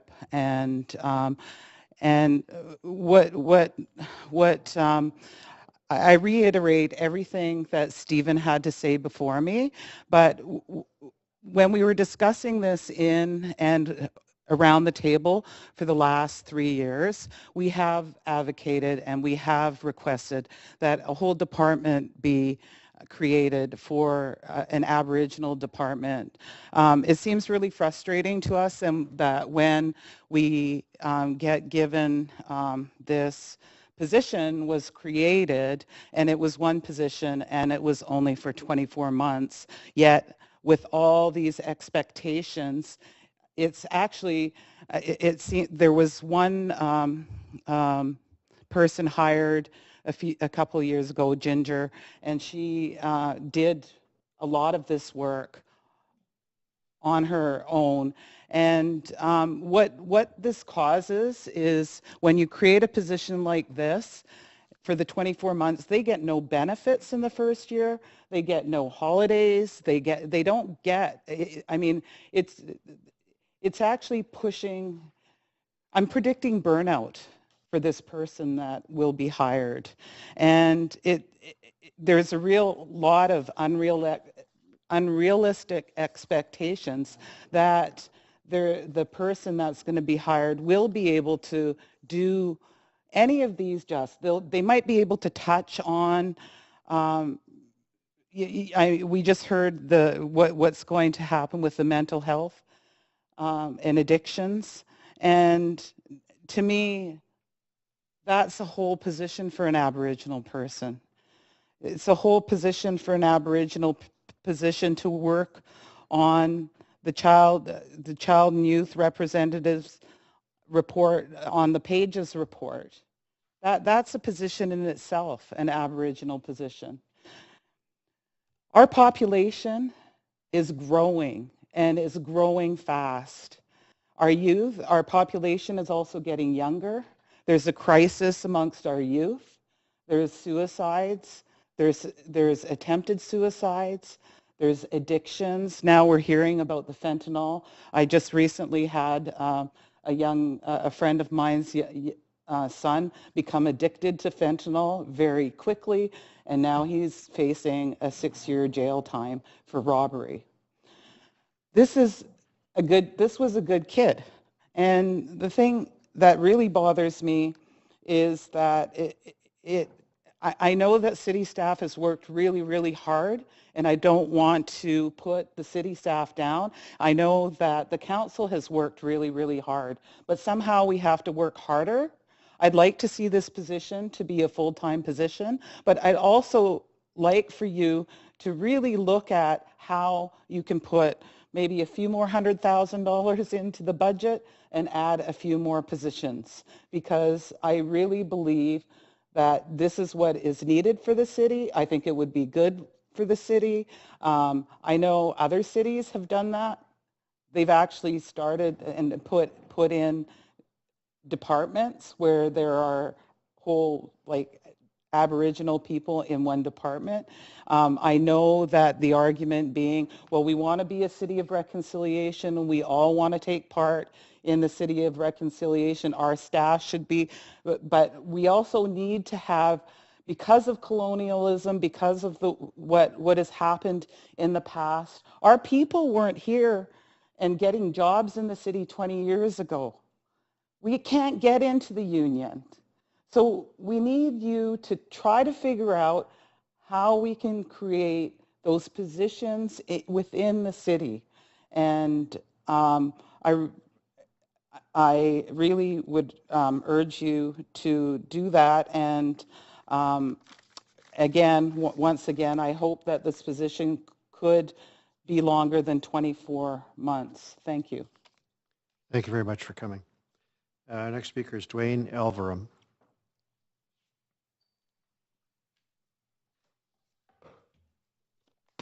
Thank you, Mr. Chair, Council. My name is Dwayne Elverum. I'm co-director of City Studio Vancouver with SFU Professor Janet Moore. And as many of you know, City Studio is an experimentation and innovation hub that works with the city and our 6 post-secondaries in a partnership and development with the Native Education College. We work with the city and staff to get projects on the ground in support of key city programs. And I'm here today to express my strong support for the Healthy City Strategy, as what we are learning is a powerful engagement doorway for citizens and students to work inside City Hall and to begin to build the city that they want to live in. And I'm going to talk a little bit about this engagement. So City Studio is turning 5 in September. We're going to have a month of cake. You're all invited to the studio underneath the Canby Street Bridge for a month of cake. And in those 5 years, since 2011, we have worked with well over 3,000 students, nearly 3,500 students, dozens and dozens of city staff, dozens and dozens of faculty members. We've put 200 projects on the ground as experiments and prototypes in the city. And this has accumulated to 100,000 hours of public sector innovation, projects on the ground, training and skills for students. And this 100,000 hours is students alone. That doesn't include all of the other forces and citizens that are involved in this work. We see that the idea and the ambition of something like the Healthy City Strategy becomes the key device by which citizens and students can see themselves participating in the city. Now, a little story that many of you might not be familiar with is that in 2009, Janet Moore and myself, we taught the first course at SFU, at the Semester in Dialogue, that used the GCAT, the then Greenest City Action Team, as the framework. And it may not come as a surprise now, but at the time, citizens saw the GCAT as something quite ambitious and unfamiliar to them. It wasn't normal to have an ambitious program with goals that seemed unachievable, with ideas that seemed barely imaginable at the time, that we're all going to work together on and try to figure out how to make the city the greenest in the world by 2020. Now it's a common language around the world, but at the time it was an inspirational gateway and doorway into engagement. And since then, we've worked on the Greenest City Action Plan, we've worked on the Healthy City Strategy. 1.5 years now, we've been working with staff, developing ways to understand how students and citizens can get involved. The Engaged City Task Force will be working on the Renewable City, City of Reconciliation, the City of Puppies, the Happy City, the friendliest city in the world. These key ambitious programs become the frameworks by which citizens and students can get involved. Now, we've come to see that on campuses and in communities, there's a cognitive surplus, and that the ambitious programs are ways to aggregate this surplus in a very specific and focused way. So I'm advocating for not only the Healthy City Strategy, but strategies of ambition that produce possibilities of engagement that are actually barely imaginable now, and the possibilities that might come out of this room in the future. We look forward to working with the city on the continued ambitions and the visions in this way, and the unfolding possibilities of the reconciliation and the renewable city. And I'm here to offer my unreserved support and my deep appreciation for the hundreds of staff times we've worked together, the council in their hard work, and we look forward to doing it in the future. And I know when I leave this room and meet my colleague Janet Moore, I know that you're going to be here till late in the evening doing this work, and we know that. Our students know that, and we know that this work continues after we leave. So I also want to pay respect to that. And thank you very much. Thanks, Mr. Elbrum. You don't have any questions. Adrian Montani.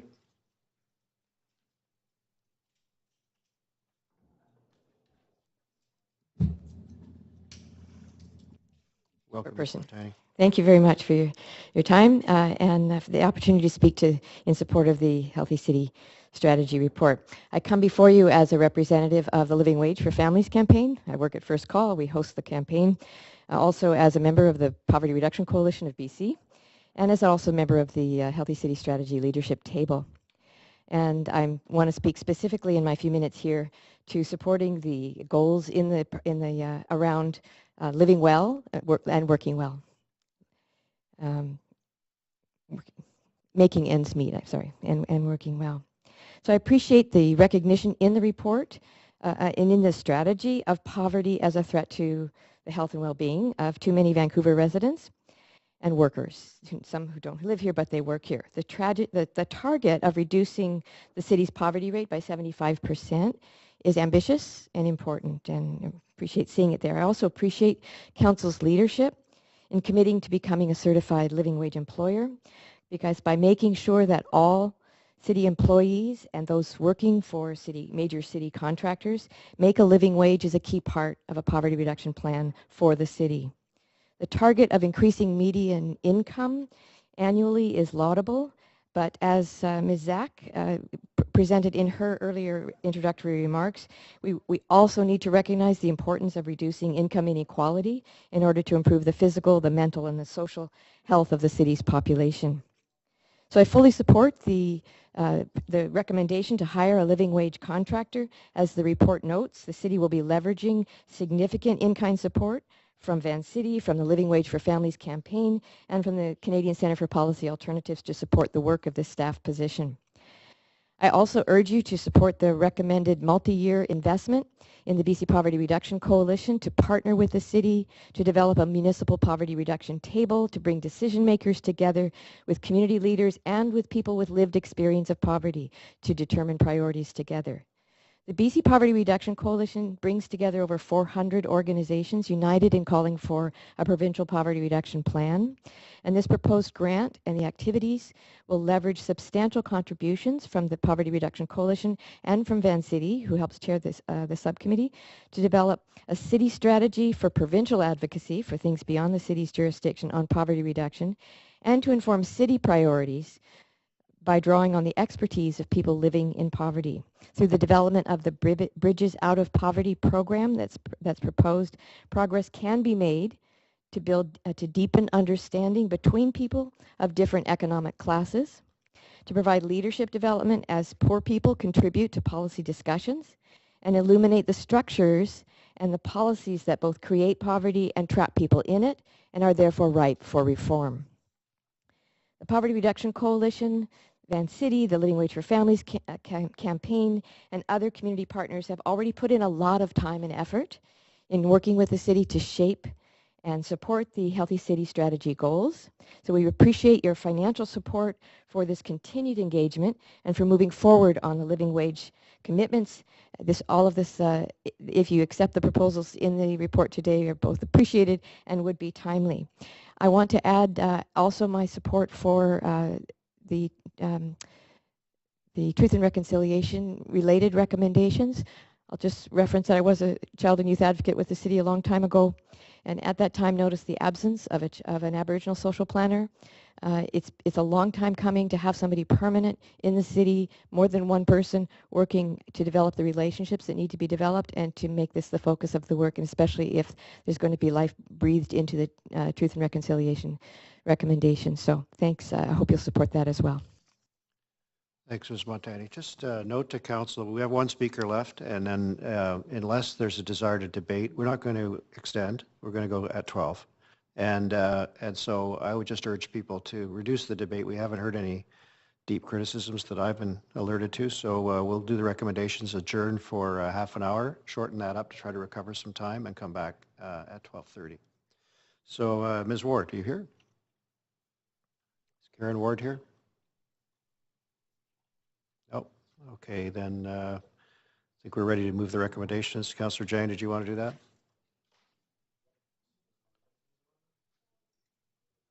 There you go. Thank you very much. And Mr. Chair, thank you for this. I'd like to move all the recommendations in the report, A through E, as outlined, and I'll be very brief. You know, when we talk about mental health and the addictions and healthy city, what we forget, you know, I'll go back, you know, when I was first trained in health, when we train our medical students, and when I train in psychology and psychiatry and all that kind of stuff, we learn that patients are created. The folks who are addicted or mentally ill by a whole host of issues, and you can't separate them out as to, you know, what they may be. There's housing issues, there's issues with drugs, there's broken homes, there's social disparity, poverty, you name it. All these things go to create that patient. All of those things.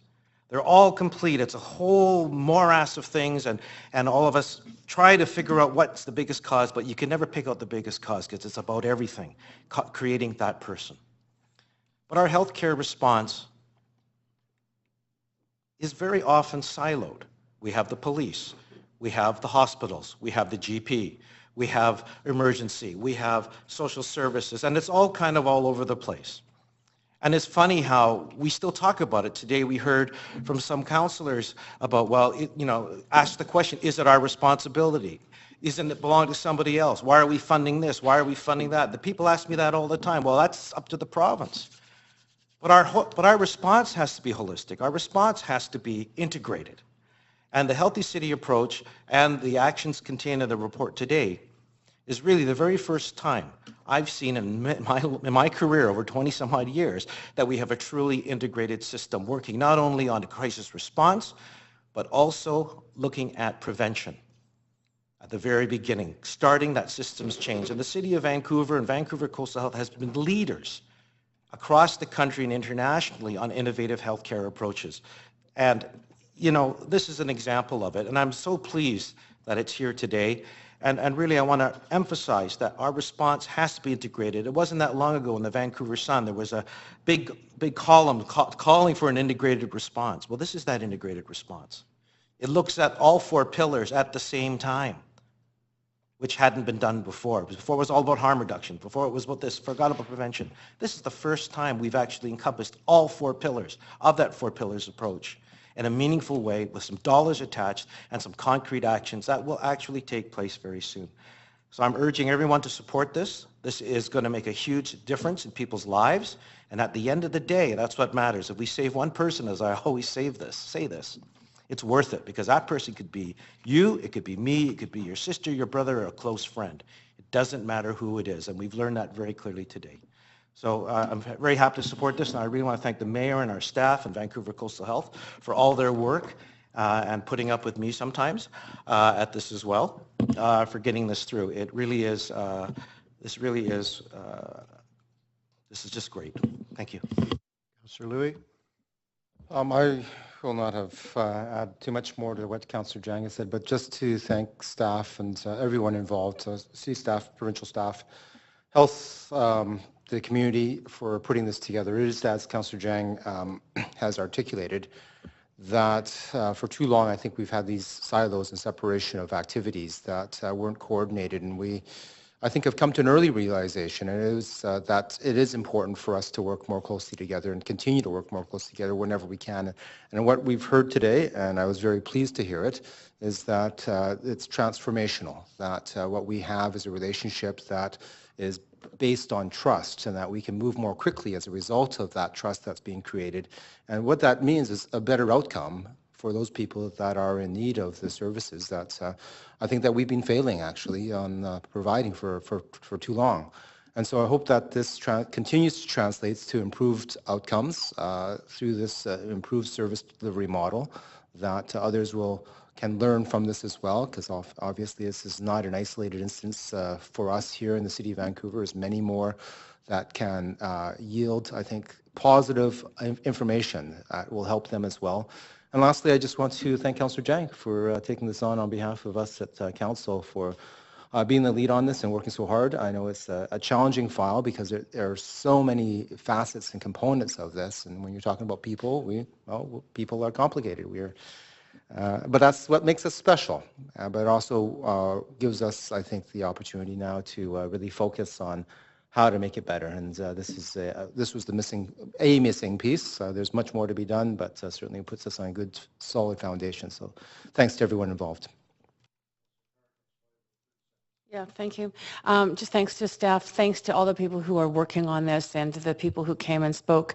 Very supportive. There are certainly not only responses to urgent and emergency situations which are incorporated in this, but I think the preventative end of it, the social planner for Aboriginal issues, the increased support for and continued support for social enterprises. These things are incredibly important, and at Council we can also do even more. Some things I didn't end up having enough time to talk about, but walkable communities, walkable neighborhoods, and ways in which we can keep people healthy and connected. So thank you all for this and my full support. Yay, St. Paul's, Coastal Health, and the VPD. And I really truly feel that this mental health hub is something that is going to be needed for a great long time. And we'll look forward to hearing your reports over the successes over the next 2 years. And I hope that you actually are not in temporary accommodation for a long time. Thank you. Thank you. I think when the mayor made the promise in 2008 to solve homelessness, what I think was a reckless promise, he didn't have a plan. He didn't have a plan for solving it, and we're here today with a problem that's gotten worse, not better, under his oversight. But I think today this report and certainly this hub is a first step towards something that might actually work, a cohesive structure that provides access to the most vulnerable, the people that are certainly a majority of the homeless that we see are in the healthcare system that need help. And so I'm hopeful that while it's costing the taxpayers of Vancouver a significant amount of money to create a startup, it might be something that we create a formula that might actually work for the long term. It's not going to fix it overnight, but I think we're on the road to something that might actually work and maybe in the long term reach the goal that the mayor put in place in 2008. It's not going to be in 2015, but it may be in the future. And so I look forward to seeing the results of this hub. Thank you. Set up the screen, please. Okay, all those in favor of the recommendations, please indicate.